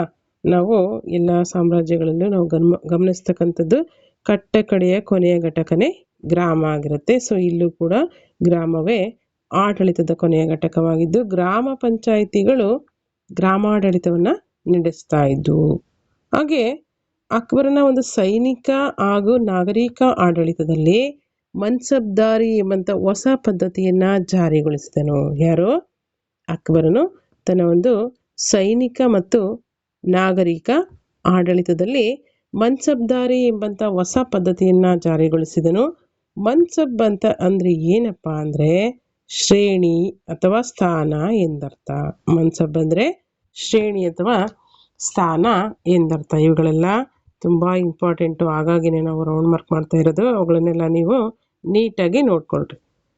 ಸುಮಾರು 10ರಿಂದ 1 ಲಕ್ಷದವರೆಗಿನ ಸೈನಿಕರನ್ನ ನಿಯಂತ್ರಿಸುವ ವಿವಿಧ ಶ್ರೇಣಿಯ ಮನ್ಸಬ್ದಾರರು ಇಲ್ಲಿ ಇದ್ರು. ಎಷ್ಟರಿಂದ? ಬೇರೆ ಅವರಿಗೆ ಶ್ರೇಣಿಗಳನ್ನ ಕೊಡಲಾಗಿತ್ತು. ಮನ್ಸಬ್ದಾರರಿಗೆ ಎಷ್ಟರಿಂದ? ಸುಮಾರು 10ರಿಂದ 1 ಲಕ್ಷದವರೆಗಿನ ಕೂಡ ಸೈನಿಕರನ್ನ ನಿಯಂತ್ರಣ ಮಾಡ್ತಕ್ಕಂಥ ಮನ್ಸಬ್ದಾರರ ಶ್ರೇಣಿಗಳು ಇಲ್ಲಿ ಇದ್ವು ಅಂತೇಳಿ ಗಮನಿಸ್ತೀವಿ. ಹಾಗೆ ಮನ್ಸಬ್ದಾರಿ ಪದ್ಧತಿಯು ಜಾಟ್ ಅಥವಾ ಸೈನಿಕರ ಸಂಖ್ಯೆ, ಜಾಟ್ ಅಂದ್ರೆ ಸೈನಿಕರ ಸಂಖ್ಯೆ, ಸವಾರ್ ಅಂದ್ರೆ ಕುದುರೆ ಸವಾರರ ಸಂಖ್ಯೆಯನ್ನ ಒಳಗೊಂಡಿತ್ತು. ಈ ಒಂದು ಮನ್ಸಬ್ದಾರಿ ಪದ್ಧತಿ ಏನನ್ನ ಒಳಗೊಂಡಿತ್ತು? ಜಾಟ್ ಮತ್ತೆ ಸವಾರರನ್ನ ಒಳಗೊಂಡಿತ್ತು. ಈ ಒಂದು ಮನ್ಸಬ್ದಾರರ ಪದ್ಧತಿಯಲ್ಲಿ ಜಾಟ್ ಅಂದ್ರೆ ಏನು ಅಂದ್ರೆ ಸೈನಿಕರ ಸಂಖ್ಯೆನ ಜಾಟ್ ಅಂತ, ಸವಾರ್ ಅಂದ್ರೆ ಕುದುರೆ ಸವಾರರ ಸಂಖ್ಯೆಯನ್ನ ಸವಾರ್ ಅಂತೇಳಿ ಕರಿತೀವಿ. ಸೊ ಇದಿಷ್ಟು ಸ್ನೇಹಿತರೆ ಈ ಒಂದು ಅಕ್ಬರನ ಆಡಳಿತ ಯಾವ ರೀತಿ ಇತ್ತು ಅಂತೇಳಿ ನಾವು ಗಮನಿಸಿದ್ವಿ. ನೆಕ್ಸ್ಟ್ ನೋಡಿ, ಸಾಹಿತ್ಯ ಮತ್ತೆ ನೆಕ್ಸ್ಟ್ ಒಂದು ಕ್ವಶನು, ಸಾಹಿತ್ಯ ಹಾಗೂ ಕಲೆ ಮತ್ತು ವಾಸ್ತುಶಿಲ್ಪ ಕ್ಷೇತ್ರಕ್ಕೆ ಮೊಘಲರು ನೀಡಿದಂಥ ಕೊಡುಗೆಗಳು ಏನಿತ್ತು ಅನ್ನೋದನ್ನ ನಾವು ಗಮನಿಸಬೇಕಾಗತ್ತೆ. ತುಂಬಾ ಇಂಪಾರ್ಟೆಂಟ್ ಆಗಿರ್ತಕ್ಕಂಥ ಇದು ಒಂದು ಟಾಪಿಕ್. ಯಾಕೆ ಅಂತಂದ್ರೆ ಇಲ್ಲಿ ಏನು ಹಿಂದಿ, ಸಂಸ್ಕೃತ, ಪರ್ಷಿಯನ್ ಅಲ್ವಾ, ಟರ್ಕಿಶ್ ಭಾಷೆಗಳಲ್ಲಿ ಕೃತಿಗಳು ರಚನೆ ಆಗಿದೆ. ಇವುಗಳಲ್ಲೆಲ್ಲ ರಿಪೀಟೆಡ್ ಆಗಿ ಕ್ವಶನ್ ಪೇಪರ್ಗಳಲ್ಲಿ ಬಂದಿರತಕ್ಕಂಥ ಕ್ವಶನ್ ಅಲ್ವಾ. ಇವುಗಳನ್ನ ತುಂಬಾ ಮುಖ್ಯ ಆಗಿರುತ್ತೆ. ಇವು ನೀಟಾಗಿ ನೀವು ಒಂದು ಕಡೆ ಪಾಯಿಂಟ್ ಮಾಡ್ಕೊಂಡ್ರೆ ಬೆಟರ್ ಅನ್ಸುತ್ತೆ. ಎಲ್ಲವನ್ನ ಬೇಡ, ಈ ರೀತಿ ಇರ್ತಕ್ಕಂಥ ಇಂಪಾರ್ಟೆಂಟ್ ಕೃತಿಗಳನ್ನ ಮತ್ತೆ ಗ್ರಂಥಗಳನ್ನ ಬರೆದಿರ್ತಕ್ಕಂಥವ್ರನ್ನ ನೀಟಾಗಿ ಪಾಯಿಂಟ್ ಮಾಡ್ಕೊಳ್ರಿ. ಹಾಗಾದ್ರೆ ಗಮನಿಸಿ, ಸಾಹಿತ್ಯ, ಕಲೆ ಹಾಗೂ ವಾಸ್ತುಶಿಲ್ಪ ಕ್ಷೇತ್ರಕ್ಕೆ ಮೊಘಲರ ಕೊಡುಗೆಗಳು ಏನಿತ್ತು ಅಲ್ವಾ? ಮೊದಲನೇದಾಗಿ ನಾವು ಗಮನಿಸೋಣ, ಸಾಹಿತ್ಯ ಕ್ಷೇತ್ರಕ್ಕೆ ಮೊಘಲರ ಕೊಡುಗೆಗಳು. ಮೊಘಲರು ಸಾಹಿತ್ಯ, ಕಲೆ, ವಾಸ್ತುಶಿಲ್ಪ ಬೆಳವಣಿಗೆಗೆ ಹೆಚ್ಚಿನ ಒಂದು ಪ್ರೋತ್ಸಾಹ ನೀಡಿರೋದನ್ನ ನಾವಿಲ್ಲಿ ಇತಿಹಾಸದಲ್ಲಿ ಗಮನಿಸ್ತೀವಿ. ಇವರೇನ್ ಮಾಡ್ತಾರೆ, ಹಲವಾರು ಮದ್ರಸೆಗಳನ್ನ ಮತ್ತೆ ಕಾಲೇಜುಗಳನ್ನ ಕೂಡ ಸ್ಥಾಪಿಸ್ತಾರೆ. ಅದರ ಜೊತೆಯಲ್ಲಿ ವಿದ್ಯಾರ್ಥಿಗಳಿಗೆ ಸ್ಕಾಲರ್ಶಿಪ್ ಅನ್ನ ಅಂದ್ರೆ ವಿದ್ಯಾರ್ಥಿ ವೇತನವನ್ನ ಕೂಡ ಇಲ್ಲಿ ನೀಡಿರೋದನ್ನ ಗಮನಿಸ್ಬೋದು. ಹಾಗೆ ಇವರು ಬಾಲಕಿಯರ ಶಿಕ್ಷಣಕ್ಕೂ ಕೂಡ ಹೆಚ್ಚಿನ ಪ್ರೋತ್ಸಾಹವನ್ನ ನೀಡಿರ್ಲಿಲ್ಲ ಅಂತೇಳಿ ಗಮನಿಸ್ತಕ್ಕಂಥದ್ದು ತುಂಬಾ ಇಂಪಾರ್ಟೆಂಟು. ಈ ರೀತಿ ಕ್ವಶನ್ಸ್ ಅನ್ನ ನಿಮಗೆ ಯಾವ ರೀತಿ ಬೇಕಾದ್ರೂ ಕೇಳ್ಬೋದು. ಅಂದ್ರೆ ಈ ರೀತಿ ಕ್ವಶನ್ ಅನ್ನ ಕೊಟ್ಬಿಟ್ಟು ಅಸರ್ಷನ್ ರೀಸನ್ ಅಲ್ಲಿ ಆದ್ರೂ ಕೆಸೆಟ್ ಅಲ್ಲಿ ಅಥವಾ ಪಿ ಕಾಲೇಜ್ ಲೆಕ್ಚರ್ ಅಲ್ಲಿ ಈ ರೀತಿ ದೊಡ್ಡ ದೊಡ್ಡ ಪರೀಕ್ಷೆಗಳಲ್ಲಿ CET ಗಳಲ್ಲಿ ನಿಮಗೆ ಕೇಳುವಂತ ಸಾಧ್ಯತೆಗಳಿರುತ್ತೆ. ಸೊ ಹಾಗಾಗಿ ಅವುಗಳನ್ನ ನೀಟಾಗಿ ಅಬ್ಸರ್ವೇಷನ್ ಮಾಡಬೇಕಾಗುತ್ತೆ. ಅನ್ನೆಸರಿ ಏನು ವಿಷಯಗಳು ಇಲ್ಲಿ ಇರೋದಿಲ್ಲ, ಜಸ್ಟ್ ಎಕ್ಸಾಮಿಗೆ ಎಷ್ಟು ಬೇಕೋ ಅಷ್ಟನ್ನ ನಾನಿಲ್ಲಿ ಹೇಳ್ತಾ ಇರ್ತಕ್ಕಂಥದ್ದು. ಸೊ ಹಾಗಾಗಿ ಇವುಗಳನ್ನ ಒಂದಷ್ಟು ಪಾಯಿಂಟ್ ಔಟ್ ಮಾಡಿಕೊಂಡ್ರೆ ಶಾರ್ಟ್ ನೋಟ್ ಥರ ನಿಮಗೆ ತುಂಬ ಯೂಸ್ಫುಲ್ ಆಗುತ್ತೆ. ಸೊ ಬನ್ನಿ ಹಾಗಾದರೆ ನೆಕ್ಸ್ಟ್ ನೋಡೋಣ. ಈ ಒಂದು ಸಾಹಿತ್ಯಕ್ಕೆ ಸಂಬಂಧಪಟ್ಟಂತೆ ಮೊಘಲರ ಕೊಡುಗೆಗಳಲ್ಲಿ ತಮ್ಮ ಆಸ್ಥಾನಗಳಲ್ಲಿ ಏನಾಗಿತ್ತು, ಹಲವಾರು ವಿದ್ವಾಂಸರಿಗೆ ಆಶ್ರಯವನ್ನು ನೀಡಿರ್ತಾರೆ ಇವರು. ಆ ವಿದ್ವಾಂಸರುಗಳು ಟರ್ಕಿಶ್, ಪರ್ಷಿಯನ್, ಸಂಸ್ಕೃತ, ಹಿಂದಿ ಇತ್ಯಾದಿ ಭಾಷೆಗಳಲ್ಲಿ ಕೃತಿಗಳನ್ನು ರಚನೆ ಮಾಡಿರ್ತಕ್ಕಂಥದ್ದನ್ನು ನಾವು ಗಮನಿಸ್ತೀವಿ. ಹಾಗಾದರೆ ಈ ಒಂದು ಭಾಷೆಗಳಲ್ಲಿ ರಚನೆ ಆಗಿರ್ತಕ್ಕಂಥ ಕೃತಿಗಳು ಯಾವ್ಯಾವ್ದಿತ್ತು ಅಂತ ನೋಡೋದಾದರೆ, ಬಾಬರ್ ಬರೆದಂಥ ಬಾಬರ್ ನಾಮ, ಬಾಬರ್ ಯಾವುದನ್ನು ಬರೀತಾನೆ, ಆತ್ಮಕಥೆ ಬಾಬರ್ ನಾಮ. ಗುಲ್ಬದನ್ ಬೇಗಂ ಹುಮಾಯೂನ್ ನಾಮ, ಜಹಾಂಗೀರ್ ಜಹಾಂಗೀರ್ ನಾಮ, ಅಬುಲ್ ಫಜಲ್ ಐನಿ ಅಕ್ಬರಿ ಮತ್ತು ಅಕ್ಬರ್ ನಾಮ ಎಂಬಂಥ ಕೃತಿಗಳನ್ನು ರಚಿಸ್ತಾನೆ. ಹಾಗೆ ಮಲ್ಲಿಕ್ ಮಹಮ್ಮದ್ ಜೇಸಿ ಪದ್ಮಾವತ್, ಮಲ್ಲಿಕ್ ಮಹಮ್ಮದ್ ಜೇಸಿ ಪದ್ಮಾವತ್. ಹಾಗೆ ದಾಸ ಪರಂಪರೆಯಲ್ಲಿ ನಾವು ಗಮನಿಸಿದ್ರೆ ತುಳಸಿದಾಸರು ರಾಮಚರಿತ ಮಾನಸ ಎಂಬಂಥ ಕೃತಿಯನ್ನು ರಚಿಸ್ತಾರೆ. ಸೂರ್ದಾಸರು ಸೂರ್ಸಾಗರ್ ಎಂಬಂಥ ಕೃತಿಯನ್ನು ರಚಿಸ್ತಾರೆ. ಹಾಗೆ ಈ ಒಂದು ಮೊಘಲರ ಒಂದು ಸಾಹಿತ್ಯ ಕ್ಷೇತ್ರದಲ್ಲಿ ನಾವು ಇನ್ನೂ ಮುಖ್ಯವಾದಂಥ ವಿಚಾರ ಏನಪ್ಪಾ ಅಂತಂದ್ರೆ ಗಮನಿಸಬೇಕಾಗಿರ್ತಕ್ಕಂಥದ್ದು, ರಾಮಾಯಣ, ಮಹಾಭಾರತ, ಉಪನಿಷತ್, ಅಥರ್ವಣ ವೇದ, ಪಂಚತಂತ್ರ ಮೊದಲಾದಂತಹ ಸಂಸ್ಕೃತ ಕೃತಿಗಳನ್ನ ಕೂಡ ಪರ್ಷಿಯನ್ ಭಾಷೆಗೆ ಭಾಷಾಂತರ ಮಾಡಲಾಗುತ್ತೆ. ಯಾವ್ಯಾವುದನ್ನ? ರಾಮಾಯಣ, ಮಹಾಭಾರತ, ಉಪನಿಷತ್, ಅಥರ್ವಣ ವೇದ ಮತ್ತು ಪಂಚತಂತ್ರ ಕೃತಿಗಳನ್ನ ಮುಖ್ಯವಾಗಿ ಯಾವ ಭಾಷೆಯಿಂದ? ಸಂಸ್ಕೃತ ಭಾಷೆಯಲ್ಲಿರ್ತಕ್ಕಂಥ ಕೃತಿಗಳನ್ನ ಯಾವ ಭಾಷೆಗೆ? ಪರ್ಷಿಯನ್ ಭಾಷೆಗೆ ಏನು ಮಾಡಲಾಗುತ್ತೆ? ಭಾಷಾಂತರ ಮಾಡಿರೋದನ್ನು ನಾವಿಲ್ಲಿ ಗಮನಿಸ್ಬೋದಾಗಿದೆ. ಇದಿಷ್ಟು ಸಾಹಿತ್ಯ ಕ್ಷೇತ್ರಕ್ಕೆ ಮೊಘಲರ ಕೊಡುಗೆಗಳಾಯಿತು. ನೆಕ್ಸ್ಟ್ ನೋಡೋಣ. ನೆಕ್ಸ್ಟ್ ಕಲೆ ಮತ್ತು ವಾಸ್ತುಶಿಲ್ಪ ಕ್ಷೇತ್ರಕ್ಕೆ ಮೊಘಲರ ಕೊಡುಗೆಗಳು. ಮೊಘಲರು ಕಲೆ ಮತ್ತು ವಾಸ್ತುಶಿಲ್ಪ ಕ್ಷೇತ್ರದ ಒಂದು ಬೆಳವಣಿಗೆಗೆ ಹೆಚ್ಚು ಪ್ರೋತ್ಸಾಹ ನೀಡಿರೋದನ್ನು ನಾವು ಗಮನಿಸ್ತೀವಿ. ಅಷ್ಟೇ ಅಲ್ಲ, ಮೊಘಲರ ವಾಸ್ತುಶಿಲ್ಪದ ಪ್ರಮುಖ ಲಕ್ಷಣಗಳು ಏನಿತ್ತು ಅನ್ನೋದಾದರೆ ಗುಮ್ಮಟಗಳು, ಎತ್ತರವಾದ ಸ್ತಂಭಗಳು, ಗುಮ್ಮಟಗಳಿರುವಂತಹ ಹೆಬ್ಬಾಗಿಲುಗಳು, ಕಮಾನುಗಳು, ಮಿನಾರ್ಗಳು ಮುಂತಾದವುಗಳು ಮೊಘಲರ ಪ್ರಮುಖ ಸ್ಮಾರಕಗಳು ಅಂತೇಳಿ ನಾವು ಮೊಘಲರ ಪ್ರಮುಖ ರಚನೆ ಮಾಡಿರ್ತಕ್ಕಂಥ ಒಂದು ಲಕ್ಷಣಗಳು, ಸ್ಮಾರಕಗಳ ಲಕ್ಷಣಗಳು ಅಂತ ಹೇಳ್ಬೋದು. ನೆಕ್ಸ್ಟ್ ನೋಡಿ, ಮೊಘಲರ ಪ್ರಮುಖ ಸ್ಮಾರಕಗಳು ಯಾವ್ಯಾವ್ದಿತ್ತು ಹಾಗಾದ್ರೆ ಅಲ್ವಾ? ಬಾಬರ್ ಜುಮ್ಮಾ ಮಸೀದಿಯನ್ನು ನಿರ್ಮಾಣ ಮಾಡ್ತಾನೆ. ಅಕ್ಬರ್ ಬುಲಂದ್ ದರ್ವಾಜ, ಜುಮ್ಮಾ ಇ ಮಸೀದಿ, ಜುಮ್ಮಾ ಮಸೀದಿ ಬಾಬರ್, ಜುಮ್ಮಾ ಇ ಮಸೀದಿ ಅಕ್ಬರ್. ನೆನ್ಪಿಟ್ಕೊಳ್ರಿ, ಇಲ್ಲಿ ಒಂದು ಸ್ವಲ್ಪ ಡಿಫ್ರೆನ್ಸಿಯೇಷನ್ ಏನು ಜಾಸ್ತಿ ಇಲ್ಲ, ಸ್ವಲ್ಪ ಡಿಫ್ರೆನ್ಸ್ ಇದೆ. ಅಕ್ಬರ್ನ ಪ್ರಮುಖ ರಚನೆ ಮಾಡಿರ್ತಕ್ಕಂಥ ಸ್ಮಾರಕಗಳು ಬುಲಂದ್ ದರ್ವಾಜ, ಜುಮ್ಮಾ ಇ ಮಸೀದಿ, ಪಂಚಮಹಲ್, ಜೋಧ್ಬಾಯಿ ಅರಮನೆ, ದಿವಾನಿ ಹಾಮ್, ದಿವಾನಿ ಕಾಜ್. ಇವಿಷ್ಟು ಅಕ್ಬರ್ನ ಪ್ರಮುಖ ರಚನೆ ಮಾಡಿರ್ತಕ್ಕಂಥ ಸ್ಮಾರಕಗಳಾಯಿತು. ನೆಕ್ಸ್ಟ್ ನೋಡಿ, ಅಲಂಗೀರ್ ಬಾದ್ಶಾ ನಾಮ. ಅಲಂಗೀರ್ ಬಾದ್ಶಾ ಮಸೀದಿ, ಶಹಜಹಾನ್ ತಾಜ್ ಮಹಲ್, ಮೋತಿ ಮಸೀದಿ, ಕೆಂಪು ಮಸೀದಿ, ಮಯೂರ ಸಿಂಹಾಸನ. ಶಹಜಹಾನ್ ಯಾವ್ಯಾವುದು? ತಾಜ್ ಮಹಲ್, ಮೋತಿ ಮಸೀದಿ, ಕೆಂಪು ಕೋಟೆ, ಹಾಗೆ ಮಯೂರ ಸಿಂಹಾಸನ. ಇವಿಷ್ಟು ಪ್ರಮುಖವಾದಂತಹ ಸ್ಮಾರಕಗಳು. ಯಾರ್ದು? ಶಹಜಹಾನನ ಪ್ರಮುಖ ಸ್ಮಾರಕಗಳು ಅಂತೇಳಿ ನಾವು ಗಮನಿಸ್ಬೋದು. ನೆಕ್ಸ್ಟ್ ಇದಿಷ್ಟು ಕಲೆ ಮತ್ತು ವಾಸ್ತುಶಿಲ್ಪ ಹಾಗೆ ಸಾಹಿತ್ಯ ಕ್ಷೇತ್ರಕ್ಕೆ ಮೊಘಲರ ಕೊಡುಗೆಗಳಾಯಿತು. ನೆಕ್ಸ್ಟ್ ನೋಡಿ, ನೆಕ್ಸ್ಟ್ ಒಂದು ಲಾಂಗ್ ಆನ್ಸರ್ಸ್ ಇದೆ. ಅಕ್ಬರನ ಸಾಧನೆಗಳನ್ನು ವಿವರಿಸಿ. ಇದರಲ್ಲಿ ನಮಗೆ ಇನ್ ಡೀಟೇಲ್ಡ್ ಆಗಿ ಅಕ್ಬರನ ಬಗ್ಗೆ ತಿಳ್ಕೊಬೋದಾಗುತ್ತೆ. ಅಕ್ಬರ್ ಮೊಘಲ್ ಸಾಮ್ರಾಜ್ಯದ ಪ್ರಸಿದ್ಧ ದೊರೆ ಅಂತೇಳಿ ಎಲ್ರಿಗೂ ತಿಳಿದಿರ್ತಕ್ಕಂಥ ವಿಚಾರ. ಅಷ್ಟೇ ಅಲ್ಲ, ಉತ್ತಮ ಆಡಳಿತಗಾರ, ಸಾಹಿತ್ಯ ಕಲಾ ಪೋಷಕ ಹಾಗೆ ಧಾರ್ಮಿಕ ಸಹಿಷ್ಣು ಕೂಡ ಆಗಿದ್ದು, ಮೊಘಲ್ ಸಾಮ್ರಾಜ್ಯದ ಸರ್ವತೋಮುಖ ಬೆಳವಣಿಗೆಗಾಗಿ ಆತ ಏನು ಮಾಡ್ತಾನೆ? ಬೆನ್ನೆಲುಬಾಗಿ ನಿಂತಿದ್ದನು ಅಂತೇಳಿ ನಾವು ಹೇಳ್ಬೋದು. ಅಕ್ಬರ್ 1542ರಲ್ಲಿ ಅಮರಕೋಟೆಯಲ್ಲಿ ಜನಿಸಿದನು. ತನ್ನ 14ನೇ ವಯಸ್ಸಿನಲ್ಲಿ ಹುಮಾಯೂನನ ಉತ್ತರಾಧಿಕಾರಿಯಾಗಿ ಅಧಿಕಾರಕ್ಕೆ ಬಂದನು. ಬೈರಾಮ್ ಖಾನ್ ಇವನ ರಾಜ ಪ್ರತಿನಿಧಿಯಾಗಿದ್ದನು. ಯಾರು? ಬೈರಾಮ್ ಖಾನ್ ಅಕ್ಬರನ ರಾಜ ಪ್ರತಿನಿಧಿಯಾಗಿದ್ದನು. ಹಾಗಾದರೆ ಅಕ್ಬರನ ಸೈನಿಕ ಸಾಧನೆಗಳನ್ನು ಕುರಿತಾಗಿ ನಾವು ಗಮನಿಸೋದಾದರೆ, ಅಕ್ಬರನ ಸೈನಿಕ ಸಾಧನೆಗಳು. ಮೊದಲನೇದಾಗಿ ಎರಡನೇ ಪಾಣಿಪಟ್ ಕದನ ಎಷ್ಟರಲ್ಲಿ ನಡೆಯುತ್ತೆ? ಕ್ರಿಸ್ತ ಶಕ 1556ರಲ್ಲಿ ಎರಡನೇ ಪಾಣಿಪಟ್ ಕದನ.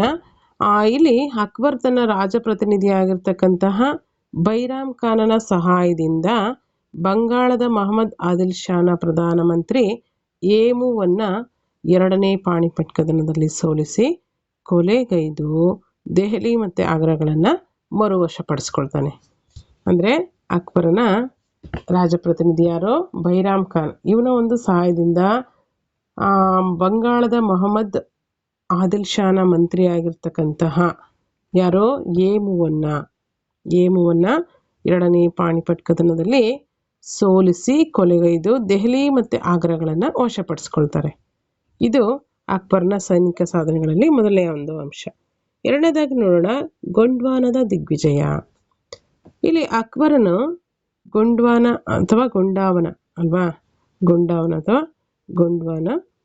ರಾಜ್ಯದ ರಾಜ ವೀರನಾರಾಯಣನ ರಾಜ ಪ್ರತಿನಿಧಿಯಾಗಿ ಕಾರ್ಯವನ್ನು ನಿರ್ವಹಿಸುತ್ತಿದ್ದ ರಾಣಿ ದುರ್ಗಾವತಿಯನ್ನು ಒಂದು ಯುದ್ಧದಲ್ಲಿ ಸೋಲಿಸಿ ಕೊಲೆ ಮಾಡಿ ಗೊಂಡ್ವಾನ ರಾಜ್ಯವನ್ನು ಕೂಡ ಈತ ವಶಪಡಿಸ್ಕೊಳ್ತಾನೆ. ಗೊಂಡ್ವಾನದ ದಿಗ್ವಿಜಯ ಹೇಗಾಯಿತು? ಅಲ್ಲಿರ್ತಕ್ಕಂಥ ಯಾರು? ಗೊಂಡ್ವಾನದ ರಾಜ್ಯದ ರಾಜ ವೀರನಾರಾಯಣನ ರಾಜ ಪ್ರತಿನಿಧಿಯಾಗಿರ್ತಕ್ಕಂಥ ರಾಣಿ ದುರ್ಗಾವತಿಯೊಂದಿಗೆ ಯುದ್ಧವನ್ನು ಮಾಡಿ ಗೊಂಡ್ವಾನ ಪ್ರದೇಶವನ್ನು ವಶಪಡಿಸಿಕೊಳ್ಳಲಾಗುತ್ತೆ. ನೆಕ್ಸ್ಟ್ ಗುಜರಾತ್ನ ಆಕ್ರಮಣ. ಇಲ್ಲಿ 1572ರಲ್ಲಿ ಗುಜರಾತಿನ ಮೇಲೆ ದಾಳಿಯನ್ನು ಮಾಡಲಾಗುತ್ತೆ. ಗುಜರಾತಿನ ಮೇಲೆ ದಾಳಿ ಮಾಡಿ ಅಲ್ಲಿನ ಸುಲ್ತಾನನಾದಂತಹ ಯಾರೋ ಮುಜಾಫರ್ ಶಾನನ್ನ ಯುದ್ಧವನ್ನು ಮಾಡಿ ಅವನ ಜೊತೆ ಅವನನ್ನು ಏನು ಮಾಡ್ತಾರೆ? ಸಂಪೂರ್ಣವಾಗಿ ಸೋಲಿಸಿ ಗುಜರಾತನ್ನು ಕೂಡ ಏನು ಮಾಡ್ತಾನೆ? ವಶಪಡಿಸ್ಕೊಳ್ತಾನೆ. ಈ ಒಂದು ವಿಜಯದ ನೆನಪಿಗಾಗಿ ಅಕ್ಬರ್ ಫತೇಪುರ್ ಸಿಕ್ರಿ ಎಂಬ ಒಂದು ನಗರವನ್ನು ನಿರ್ಮಾಣ ಮಾಡಿದನು. ಫತೇಪುರ್ ಸಿಕ್ರಿ ಎಂಬ ನಗರವನ್ನು ಈ ಒಂದು ಗುಜರಾತ್ ಮೇಲಿನ ಆಕ್ರಮಣದ ಒಂದು ವಿಜಯದ ನೆನಪಿಗಾಗಿ ಫತೇಪುರ್ ಸಿಕ್ರಿ ಎಂಬಂಥ ನಗರವನ್ನು ಅಕ್ಬರ್ ನಿರ್ಮಿಸಿದನು. ಎಷ್ಟರಲ್ಲಿ ಆಯ್ತಿದು? 1572ರಲ್ಲಿ ಗುಜರಾತಿನ ಮೇಲೆ ದಾಳಿ ಮಾಡಿದಂಥ ಸಂದರ್ಭದಲ್ಲಿ ಮುಜಾಫರ್ ಶಾನನ್ನ ಸೋಲಿಸಿ ಗುಜರಾತನ್ನು ವಶಪಡಿಸಿಕೊಂಡಂಥ ಒಂದು ನೆನಪಿಗಾಗಿ ಫತೇಪುರ್ ಸಿಕ್ರಿ ಎಂಬ ನಗರವನ್ನು ಅಕ್ಬರ್ ನಿರ್ಮಿಸಿದ. ನೆಕ್ಸ್ಟ್ ಬಂಗಾಳ ಮತ್ತು ಒರಿಸ್ಸಾಗಳ ಆಕ್ರಮಣ. ಬಂಗಾಳದ ರಾಜ್ಯಪಾಲ ಯಾರಾಗಿರ್ತಾರಾಗ? ದಾವೂದ್ ಖಾನ್ ಬಂಗಾಳದ ರಾಜ್ಯಪಾಲನಾಗಿ ಸ್ವತಂತ್ರವನ್ನು ಘೋಷಣೆ ಮಾಡ್ಕೊಂಡಿರ್ತಾನೆ. ಸೊ ಇದನ್ನು ಸಹಿಸದಂತಹ ಅಕ್ಬರ್ ಬಂಗಾಳದ ಮೇಲೆ ದಾಳಿ ಮಾಡಿ ದಾವೂದ್ ಖಾನನ್ನು ಸೋಲಿಸಿ ಅವನಿಂದ ಬಂಗಾಳ ಮತ್ತು ಒರಿಸ್ಸಾಗಳನ್ನು ವಶಪಡಿಸಿಕೊಂಡನು. ಬಂಗಾಳ ಮತ್ತು ಒರಿಸ್ಸಾಗಳನ್ನು ಯಾರಿಂದ? ದಾವೂದ್ ಖಾನ್ನಿಂದ ವಶಪಡಿಸಿಕೊಂಡನು. ನೆಕ್ಸ್ಟು ಅಕ್ಬರ್ನ ಸೈನಿಕ ಸಾಧನೆಗಳಲ್ಲಿ ಮುಖ್ಯವಾಗಿ ಇನ್ನೊಂದು ಅಂಶ ಏನಿದೆ, ಕಾಬೂಲ್ ಮತ್ತು ಕಾಶ್ಮೀರಗಳ ಸೇರ್ಪಡೆ. ಕಾಬೂಲನ್ನು ಆಳ್ವಿಕೆ ಯಾರು ಮಾಡ್ತಾ ಇದ್ರು ಅಂದರೆ ಅಕ್ಬರನ ಮಲ ಸಹೋದರನಾದಂಥ ಹಕೀಮ್ ಮಿರ್ಜಾ ಮರಣವಂತನೇ. ಆನಂತರ ಅಕ್ಬರ್ ಕಾಬೂಲ್ ಮತ್ತು ಕಾಶ್ಮೀರಗಳನ್ನು ವಶಪಡಿಸ್ಕೊಳ್ತಾನೆ. ಇಲ್ಲಿ ಕಾಬೂಲನ್ನು ಯಾರು ಆಳ್ವಿಕೆ ಮಾಡ್ತಾ ಇದ್ರು? ಅಕ್ಬರನ ಮಲ ಸಹೋದರನಾದ ಹಕೀಮ್ ಮಿರ್ಜಾ ಕಾಬೂಲನ್ನು ಆಳ್ವಿಕೆ ಮಾಡ್ತಾ ಇರ್ತಾನೆ. ಸೊ ಇವನ ಒಂದು ಮರಣದ ತರುವಾಯ ಅಕ್ಬರ್ ಏನು ಮಾಡ್ತಾನೆ? ಕಾಶ್ಮೀರ ಮತ್ತು ಕಾಬೂಲನ್ನು ವಶಪಡಿಸ್ಕೊಳ್ತಾನೆ. ನೆಕ್ಸ್ಟ್ ದಕ್ಷಿಣ ಭಾರತದ ಆಕ್ರಮಣಗಳು. ಅಕ್ಬರನ ದಕ್ಷಿಣ ಭಾರತದ ಆಕ್ರಮಣಗಳು ಯಾವ್ಯಾವುದಿತ್ತು? ದಕ್ಷಿಣ ಭಾರತದಲ್ಲಿ ಬೀದರ್, ಖಾಂದೇಶ್, ಅಹಮದ್ನಗರ್, ಗೋಲ್ಕೊಂಡ, ಬಿಜಾಪುರ್ ಮೊದಲಾದ ರಾಜ್ಯಗಳಿಗೆ ಅಕ್ಬರ್ ಏನು ಮಾಡ್ತಾನೆ? ರಾಜನಿಯೋಗಿಗಳನ್ನು ಕಳಿಸ್ತಾನೆ. ಅಷ್ಟೇ ಅಲ್ಲದೆ ಕೆಲವು ರಾಜ್ಯಗಳು ಅವನ ಸಾರ್ವಭೌಮತ್ವವನ್ನು ಒಪ್ಪಿಕೊಳ್ಳೋದಕ್ಕೆ ತಿರಸ್ಕರಿಸ್ತವೆ. ಆ ಸಂದರ್ಭದಲ್ಲಿ ಅಹಮದ್ನಗರದ ರಾಣಿಯಾದ ಚಾಂದ್ ಬೀಬಿಯು ಮೊಘಲರ ಆಕ್ರಮಣದ ವಿರುದ್ಧ ವೀರಾವೇಶದಿಂದ ಹೋರಾಡಿದ ಮಹಿಳೆಯಾಗಿ ಅವಳು ವಿಫಲತೆಯನ್ನು ಕೂಡ ಹೊಂದುತ್ತಾಳೆ ಅಂತ ಹೇಳ್ಬೋದು. ಅಂದರೆ ಇಲ್ಲಿ ಅಕ್ಬರು ತನ್ನ ಸಾರ್ವಭೌಮತ್ವವನ್ನು ಒಪ್ಪಿಕೊಳ್ಳೋದಕ್ಕೆ ತಿರಸ್ಕಾರ ಮಾಡಿದಂಥವ್ರು ಯಾರು ಅಂತಂದರೆ ಅಹಮದ್ನಗರದ ರಾಣಿ ಚಾಂದ್ ಬೀಬಿ ಮೊಘಲರ ಆಕ್ರಮಣದ ವಿರುದ್ಧ ವೀರಾವೇಶದಿಂದ ಹೋರಾಟ ಮಾಡಿ ವೈಫಲ್ಯತೆಯನ್ನು ಹೊಂದುತ್ತಾಳೆ. ಸೊ ಹಾಗಾಗಿ ಅಕ್ಬರನ ಬೀದರ್ ಮತ್ತು ಅಹಮದ್ನಗರಗಳನ್ನು ಅನಂತರದಲ್ಲಿ ವಶಪಡಿಸ್ಕೊಳ್ತಾನೆ. ನೆಕ್ಸ್ಟ್ ಹಳದಿ ಘಾಟ್ ಕದನ ಎಷ್ಟರಲ್ಲಿ ನಡೆಯುತ್ತೆ? ಕ್ರಿಸ್ತ ಶಕ 1576ರಲ್ಲಿ ಹಳದಿ ಘಾಟ್ ಕದನ ಜರುಗ್ತದೆ. ಯಾರ್ಯಾರ ನಡುವೆ? ಮೇವಾಡದ ರಾಜ ಉದಯ ಸಿಂಗನ ಉತ್ತರಾಧಿಕಾರಿಯಾದ ರಾಣಾ ಪ್ರತಾಪ ಸಿಂಗನ ಅಕ್ಬರನ ವಿರುದ್ಧ ಹೋರಾಟವನ್ನು ಮುಂದುವರಿಸ್ತಾನೆ. ಸೊ ಅಕ್ಬರನು ರಾಣಾ ಪ್ರತಾಪ ಸಿಂಗನನ್ನು 1576ರಲ್ಲಿ ಹಳದಿ ಘಾಟ್ ಕದನದಲ್ಲಿ ಸಂಪೂರ್ಣವಾಗಿ ಸೋಲಿಸಿ ಮೇವಾರ ರಾಜ್ಯವನ್ನು ವಶಪಡಿಸ್ಕೊಳ್ತಾನೆ. ಹಳದಿ ಘಾಟ್ ಕದನ ಕ್ರಿಸ್ತ ಶಕ 1576ರಲ್ಲಿ ಜರುಗುತ್ತೆ. ಯಾರ್ಯಾರ ಮಧ್ಯದಲ್ಲಿ? ಮೇವಾರದ ರಾಜ ಉದಯ ಸಿಂಗನ ಉತ್ತರಾಧಿಕಾರಿಯಾದ ರಾಜಾ ಪ್ರತಾಪ ಸಿಂಗ್ ಮತ್ತು ಅಕ್ಬರ್ನ ವಿರುದ್ಧ ಹೋರಾಟವನ್ನು ಮಾಡಲಾಗ್ತದೆ. ಸೊ ಇಲ್ಲಿ ಹಳದಿ ಘಾಟ್ ಕದನದಲ್ಲಿ 1576ರಲ್ಲಿ ಸಂಪೂರ್ಣವಾಗಿ ಸೋಲಿಸಿ ಮೇವಾರ ರಾಜ್ಯವನ್ನು ಯಾರು ವಶಪಡಿಸ್ಕೊಳ್ತಾರೆ? ಅಕ್ಬರ್ ವಶಪಡಿಸ್ಕೊಳ್ತಾನೆ. ರಾಣಾ ಪ್ರತಾಪ ಸಿಂಗನನ್ನು ಸೋಲಿಸಿ ಮೇವಾರ ರಾಜ್ಯವನ್ನು ಅಕ್ಬರ್ ವಶಪಡಿಸ್ಕೊಳ್ತಾನೆ. ಇದಿಷ್ಟು ಮುಖ್ಯವಾಗಿ ಅಕ್ಬರನಿಗೆ ಸಂಬಂಧಪಟ್ಟಂತಹ ಸೈನಿಕ ಸಾಧನೆಗಳಾಯಿತು. ಏನೇನು? ಎರಡನೇ ಪಾಣಿಪಟ್ ಕದನ 1556, ಗೊಂಡ್ವಾನದ ವಿಜಯ, ಹಾಗೆ ಗುಜರಾತ್ ಮೇಲೆ ಆಕ್ರಮಣ 1572, ಬಂಗಾಳ ಮತ್ತು ಒರಿಸ್ಸಾಗಳ ಆಕ್ರಮಣ, ಕಾಬೂಲ್ ಮತ್ತು ಕಾಶ್ಮೀರಗಳ ಸೇರ್ಪಡೆ, ದಕ್ಷಿಣ ಭಾರತದ ಆಕ್ರಮಣಗಳು, ಹಾಗೆ ಹಳದಿ ಘಾಟ್ ಕದನ 1576. ಇದಿಷ್ಟು ಅಕ್ಬರನ ಸೈನಿಕ ಸಾಧನೆಗಳಾಯಿತು. ಹಾಗೆ ಅಕ್ಬರನ ರಜಪೂತ ನೀತಿ ಮತ್ತು ಅಕ್ಬರನ ಧಾರ್ಮಿಕ ನೀತಿ. ಸ್ನೇಹಿತರೆ, ಈಗಾಗಲೇ ನಾವು ಅಕ್ಬರನ ರಜಪೂತ ನೀತಿ ಮತ್ತು ಅಕ್ಬರನ ಧಾರ್ಮಿಕ ನೀತಿ ಹಾಗೆ ಅಕ್ಬರನ ಆಡಳಿತ ಪದ್ಧತಿ ಮೂರು ಅಂಶಗಳನ್ನು ಕೂಡ ಕಂಪ್ಲೀಟಾಗಿ ನಾವು ಗಮನಿಸಿದ್ವಿ. ಸೊ ರಿಮೈನಿಂಗ್ ಇರ್ತಕ್ಕಂಥದ್ದು ಏನಪ್ಪ ಅಂತಂದರೆ ಅಕ್ಬರನ ಸಾಹಿತ್ಯ ಪೋಷಣೆ ಒಂದಷ್ಟು ಅಂಶಗಳನ್ನು ನಾವಿಲ್ಲಿ ಗಮನಿಸಬೇಕಾಗತ್ತೆ. ರಿಮೈನಿಂಗ್ ಯಾವುದೂ ಇಲ್ಲ. ಯಾಕೆಂದರೆ ಈಗಾಗಲೇ ಅಕ್ಬರನ ಒಂದು ಧಾರ್ಮಿಕ ನೀತಿ, ರಜಪೂತ ನೀತಿ ಹಾಗೆ ಅಕ್ಬರನ ಒಂದು ಆಡಳಿತ ಪದ್ಧತಿ ಯಾವ ರೀತಿ ಇತ್ತು ಅಂತೇಳಿ ನಾವು ಇದೇ ಅಂಶಗಳನ್ನು ಈಗಾಗಲೇ ಡಿಸ್ಕಷನ್ ಮಾಡಿದ್ದೀವಿ. ಸೊ ಹಾಗಾಗಿ ನೆಕ್ಸ್ಟ್ ಸಾಹಿತ್ಯ ಪೋಷಣೆಯಲ್ಲಿ ಅಕ್ಬರನ ಒಂದು ಸಾಧನೆ ಏನು ಅಂತೇಳಿ ನಾವು ಗಮನಿಸ್ತಾ ಹೋಗೋಣ. ಅಕ್ಬರನ ಸಾಹಿತ್ಯ ಪೋಷಣೆ. ಅಕ್ಬರನು ಸಾಹಿತ್ಯದ ಬೆಳವಣಿಗೆಗೆ ಹೆಚ್ಚಿನ ಆದ್ಯತೆಯನ್ನು ನೀಡಿದನು. ಇವನ ಕಾಲದಲ್ಲಿ ಹಲವಾರು ಸಾಹಿತ್ಯಿಕ ಸಾಂಸ್ಕೃತಿಕ ಕೃತಿಗಳು ಪರ್ಷಿಯನ್ ಭಾಷೆಗೆ ಭಾಷಾಂತರ ಹೊಂದಿದ್ವು. ಉದಾಹರಣೆಗೆ ರಾಮಾಯಣ, ಮಹಾಭಾರತ, ಉಪನಿಷತ್, ಅಥರ್ವಣ ವೇದ, ಪಂಚತಂತ್ರ, ರಾಜತರಂಗಿಣಿ ಇವೆಲ್ಲವೂ ಕೂಡ ಇಲ್ಲಿಂದ ಸಂಸ್ಕೃತ ಭಾಷೆಯಿಂದ ಪರ್ಷಿಯನ್ ಭಾಷೆಗೆ ಭಾಷಾಂತರವಾದಂಥ ಪ್ರಮುಖ ಕೃತಿಗಳು. ಹಾಗೆ ಅಕ್ಬರ್ ಕೂಡ ತನ್ನ ಒಂದು ಆಸ್ಥಾನದಲ್ಲಿ ಹಲವಾರು ಕವಿಗಳಿಗೆ ಆಶ್ರಯವನ್ನು ನೀಡಿರ್ತಾನೆ. ಅವರಲ್ಲಿ ಪ್ರಸಿದ್ಧರಾಗಿದ್ದವರು ಯಾರಪ್ಪ ಅಂತಂದರೆ ಬೀರ್ಬಲ್, ಅಬುಲ್ ಫಜಲ್, ತುಳಸಿದಾಸ್, ಸೂರ್ದಾಸ್ ಇವರು ಅಕ್ಬರ್ನ ಆಸ್ಥಾನದ ಪ್ರಸಿದ್ಧ ಕವಿಗಳು. ಹಾಗೆ ಅಬುಲ್ ಫಜಲ್ ಐನಿ ಅಕ್ಬರಿ ಮತ್ತು ಅಕ್ಬರ್ ನಾಮ ಎಂಬಂಥ 2 ಕೃತಿಗಳನ್ನು ಈತ ರಚಿಸ್ತಾನೆ. ಯಾರು? ಅಬುಲ್ ಫಜಲ್ ಐನಿ ಅಕ್ಬರಿ ಮತ್ತು ಅಕ್ಬರ್ ನಾಮ ಎಂಬಂಥ ಪ್ರಸಿದ್ಧ ಕೃತಿಗಳ ರಚನೆಕಾರ. ಇವನ ಒಂದು ಕಾಲದಲ್ಲಿ ಇದ್ದಂಥ ಪ್ರಸಿದ್ಧ ಇತಿಹಾಸಕಾರರಂದರೆ ಅಬುಲ್ ಫಜಲ್ ಮತ್ತು ಬದೌನಿ. ಇದನ್ನು ಕೂಡ 2 ವಾಕ್ಯದ ಪ್ರಶ್ನೋತ್ತರಗಳಲ್ಲಿ ಚರ್ಚೆ ಮಾಡಿ ಆಗಲಿದೆ. ನೆಕ್ಸ್ಟ್ ಕಲೆ ಮತ್ತು ವಾಸ್ತುಶಿಲ್ಪವನ್ನು ಕುರಿತು ನಾವು ಡಿಸ್ಕಷನ್ ಮಾಡೋದಾದರೆ ಅಕ್ಬರನ ಕಲೆ ಮತ್ತು ವಾಸ್ತುಶಿಲ್ಪದ ಬೆಳವಣಿಗೆಗೆ ಹೆಚ್ಚಿನ ಆದ್ಯತೆಯನ್ನು ನೀಡಿರ್ತಾನೆ. ಇವನ ಕಾಲದಲ್ಲಿ ನಿರ್ಮಾಣ ಮಾಡಲ್ಪಟ್ಟಂತಹ ಪ್ರಮುಖ ಸ್ಮಾರಕಗಳಂದರೆ ಬುಲಂದ್ ದರ್ವಾಜ, ಸಲೀಂ ಚಿಸ್ತಿಯ ಗೋರಿ, ಜೋಧ್ಬಾಯಿ ಅರಮನೆ, ಪಂಚಮಹಲ್, ದಿವಾನಿ ಹಾಮ್, ದಿವಾನಿ ಕಾಸ್, ಆಗ್ರಾ ಕೋಟೆ. ಹೀಗೆ ಅಕ್ಬರ್ನ ಕಾಲದಲ್ಲಿ ನಿರ್ಮಾಣವಾಗಿರ್ತಕ್ಕಂತಹ ಪ್ರಮುಖ ಸ್ಮಾರಕಗಳು ಅಂತೇಳಿ ಇವುಗಳನ್ನು ನಾವು ಗಮನಿಸ್ಬೋದು. ಯಾವ್ಯಾವುದು?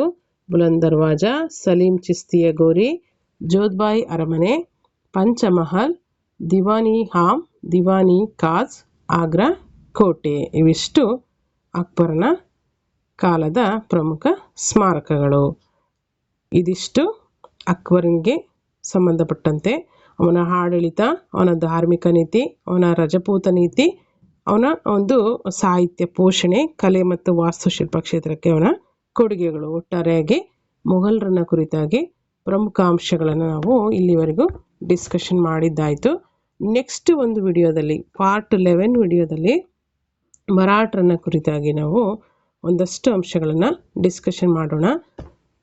ಇಲ್ಲಿವರೆಗೂ ಏನು ಈ ಒಂದು ವಿಡಿಯೋನ ವಾಚ್ ಮಾಡಿದ್ರ ಎಲ್ರಿಗೂ ಕೂಡ ತುಂಬ ಥ್ಯಾಂಕ್ಸ್ ಅಂತ ಹೇಳ್ತಾ, ಹಾಗೆ ನಾಲೆಡ್ಜ್ ಗುರು ಯೂಟ್ಯೂಬ್ ಚಾನಲ್ಗೆ ಸಬ್ಸ್ಕ್ರೈಬ್ ಆಗಿರ್ತಕ್ಕಂತಹ ಎಲ್ರಿಗೂ ಕೂಡ ತುಂಬ ಥ್ಯಾಂಕ್ಸ್.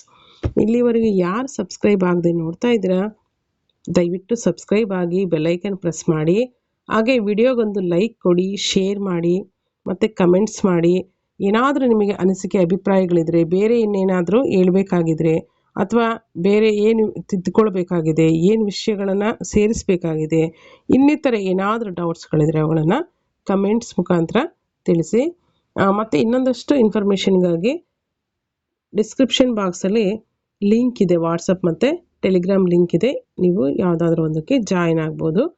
ಹಾಗೆ ಇಂದಿನ ಒಂದು ವಿಡಿಯೋಗಳನ್ನು ನೋಡಬೇಕಂದ್ರೆ ಪ್ಲೇ ಲಿಸ್ಟಲ್ಲಿದೆ, ದಯವಿಟ್ಟು ಅವುಗಳನ್ನೆಲ್ಲ ನೋಡಿಬಿಟ್ಟು ನೆಕ್ಸ್ಟ್ ಈ ಒಂದು ವಿಡಿಯೋನ ವಾಚ್ ಮಾಡಿ ಅಂತ ಹೇಳ್ತೀನಿ. ಕೊನೆಯಲ್ಲಿ ಒಂದು ಮಾತು, ಭೂಮಿಯಲ್ಲಿ ಬಿದ್ದ ಬೀಜ, ಎದೆಯಲ್ಲಿ ಬಿದ್ದ ಅಕ್ಷರ ಯಾವತ್ತಾದರೂ ಒಂದಿನ ಫಲ ಕೊಟ್ಟೇ ಕೊಡ್ತದೆ ಅನ್ನೋ ಒಂದು ಭರವಸೆಯೊಂದಿಗೆ ನಾವು ಮುಂದೆ ಸಾಗಬೇಕಾಗುತ್ತೆ. ನಾಳೆ ಕಾಲ್ಫರ್ ಆಗುತ್ತೋ ನಾಳಿದ್ದು ಕಾಲ್ಫರ್ ಆಗುತ್ತೋ ಅದು ಮ್ಯಾಟ್ರಲ್ಲ. ಮ್ಯಾಟ್ರ್ ಏನಪ್ಪ ಅಂತಂದರೆ ನಾವೆಷ್ಟು ಪರ್ಫೆಕ್ಟ್ ಇದ್ದೀವಿ, ನಾವೆಷ್ಟು ಸಿಲೆಬಸ್ ವೈಸು ಕಂಪ್ಲೀಟ್ ಮಾಡ್ಕೊಂಡಿದ್ದೀವಿ, ಕಂಪ್ಲೀಟಾಗಿ ಸ್ಟಡಿ ಕಂಪ್ಲೀಟ್ ಆಗಿದೆಯಾ ಅಲ್ವಾ. ನಾವೇನಾದರೂ GPSTRಗೆ ಓದ್ತಾ ಇದ್ರೆ, ಅಥವಾ HSTRಗೆ ಓದ್ತಾ ಇದ್ರೆ, ಅಥವಾ PU ಕಾಲೇಜ್ ಲೆಕ್ಚರರ್ ಪೋಸ್ಟಿಗೆ ಓದ್ತಾ ಇದ್ರೆ, ಅಥವಾ PC, PSI ಹೀಗೆ ಯಾವುದಾದ್ರೂ ಎನಿ ಒನ್ ಎಕ್ಸಾಮ್ಗೆ ಪ್ರಿಪ್ರೇಷನ್ ಮಾಡ್ತಾ ಇರೋರಾಗಿರ್ಬೋದು, ನಾವು ಇವಾಗಂತೂ ನಡೀತಿರ್ತಕ್ಕಂಥ ವಾತಾವರಣವನ್ನು ನೋಡಿದರೆ ಯಾವುದೇ ಕಾರಣಕ್ಕೂ ನೇಮಕಾತಿಗಳು ಡಿಲೇ ಆಗೋದಿಲ್ಲ ಅಂತ ನಮ್ಮ ಒಂದು ಅಭಿಪ್ರಾಯ. ಬಟ್ ನಿಮಗೆ ಯಾರಾದರೂ ನೆಗೆಟಿವ್ಸನ್ನು ಹೇಳಿದರೆ ಅಥವಾ ಕಾಲ್ಫರ್ ಆಗಲ್ಲ, ಸುಮ್ಮನೆ ಈ ಥರ ಸುಳ್ಳು ಹೇಳ್ತಾರೆ, ಯೂಟ್ಯೂಬಲ್ಲೂ ಅಷ್ಟೇ ಅವರು ವ್ಯೂವ್ಸಿಗೆ ಲೈಕಿಗೆ ಸುಮ್ಮನೆ ಈ ಥರ ಹೇಳ್ಕೊತ ಹೋಗ್ತಾರೆ, ಹಾಗೆ ಹೀಗೆ ಅಂತ ನೆಗೆಟಿವ್ ಥಾಟ್ಸನ್ನು ನಿಮ್ಮ ತಲೆ ಒಳಗಡೆ ತುಂಬಿದರೆ ಅವುಗಳನ್ನು ಯಾವುದನ್ನು ಕೂಡ ಕಿವಿ ಕೊಡಬೇಡಿ. ಸುಮ್ಮನೆ ರೂಮರ್ಸ್ ಒಬ್ಬಿಸ್ತಾರೆ ಅಷ್ಟೇ, ಈ ಥರ ಆಗಲ್ಲ ಅಂತ. ಅವರು ಆ್ಯಕ್ಚುಲಿ ಅವರು ಓದ್ತಾ ಇರ್ತಾರೆ, ಬಟ್ ಬೇರೆಯವರಿಗೆ ಕಾಲು ಎಳಿತಾ ಇರ್ತಾರೆ ಆ ಥರ ಹೇಳೋರಲ್ಲಿ. ಸೊ ಹಾಗಾಗಿ ನೀವೇನು ಮಾಡಬೇಕಂತಂದರೆ ಈ ರೀತಿ ಯಾವುದೇ ವಿಚಾರಗಳಿಗೆ ತಲೆ ಕೊಡದೆ ಕಾಲ್ಫರ್ ಆಗುತ್ತೆ, ಮಾಡ್ತಾರೆ ಅನ್ನೋ ಒಂದು ಭರವಸೆನ ಇಟ್ಕೊಂಡು ಮುಂದೆ ಸಾಗ್ತಾ ಹೋಗಿ. ಚೆನ್ನಾಗಿ ಸ್ಟಡಿ ಮಾಡಿ. ಎಲ್ರಿಗೂ ಆಲ್ ದ ವೆರಿ ಬೆಸ್ಟ್ ಅಂತ ಹೇಳ್ತಾ ಈ ಒಂದು ವಿಡಿಯೋಗೆ ಎಂಡ್ ಮಾಡ್ತಾ ಇದ್ದೀನಿ ಈ ಒಂದು ವಿಡಿಯೋನ. ನೆಕ್ಸ್ಟ್ ಒಂದು ವಿಡಿಯೋದಲ್ಲಿ ಮರಾಠರಿಗೆ ಸಂಬಂಧಪಟ್ಟಂಥ ಪ್ರಶ್ನೋತ್ತರಗಳನ್ನ ಡಿಸ್ಕಷನ್ ಮಾಡೋಣ. ಇಲ್ಲಿವರೆಗೂ ವಿಡಿಯೋ ವಾಚ್ ಮಾಡಿದಂಥ ಎಲ್ರಿಗೂ ಕೂಡ ತುಂಬ ಥ್ಯಾಂಕ್ಸ್ ಅಂತ ಹೇಳ್ತಾ, ಜೈ ಹಿಂದ್, ಜೈ ಕರ್ನಾಟಕ ಮಾತೆ.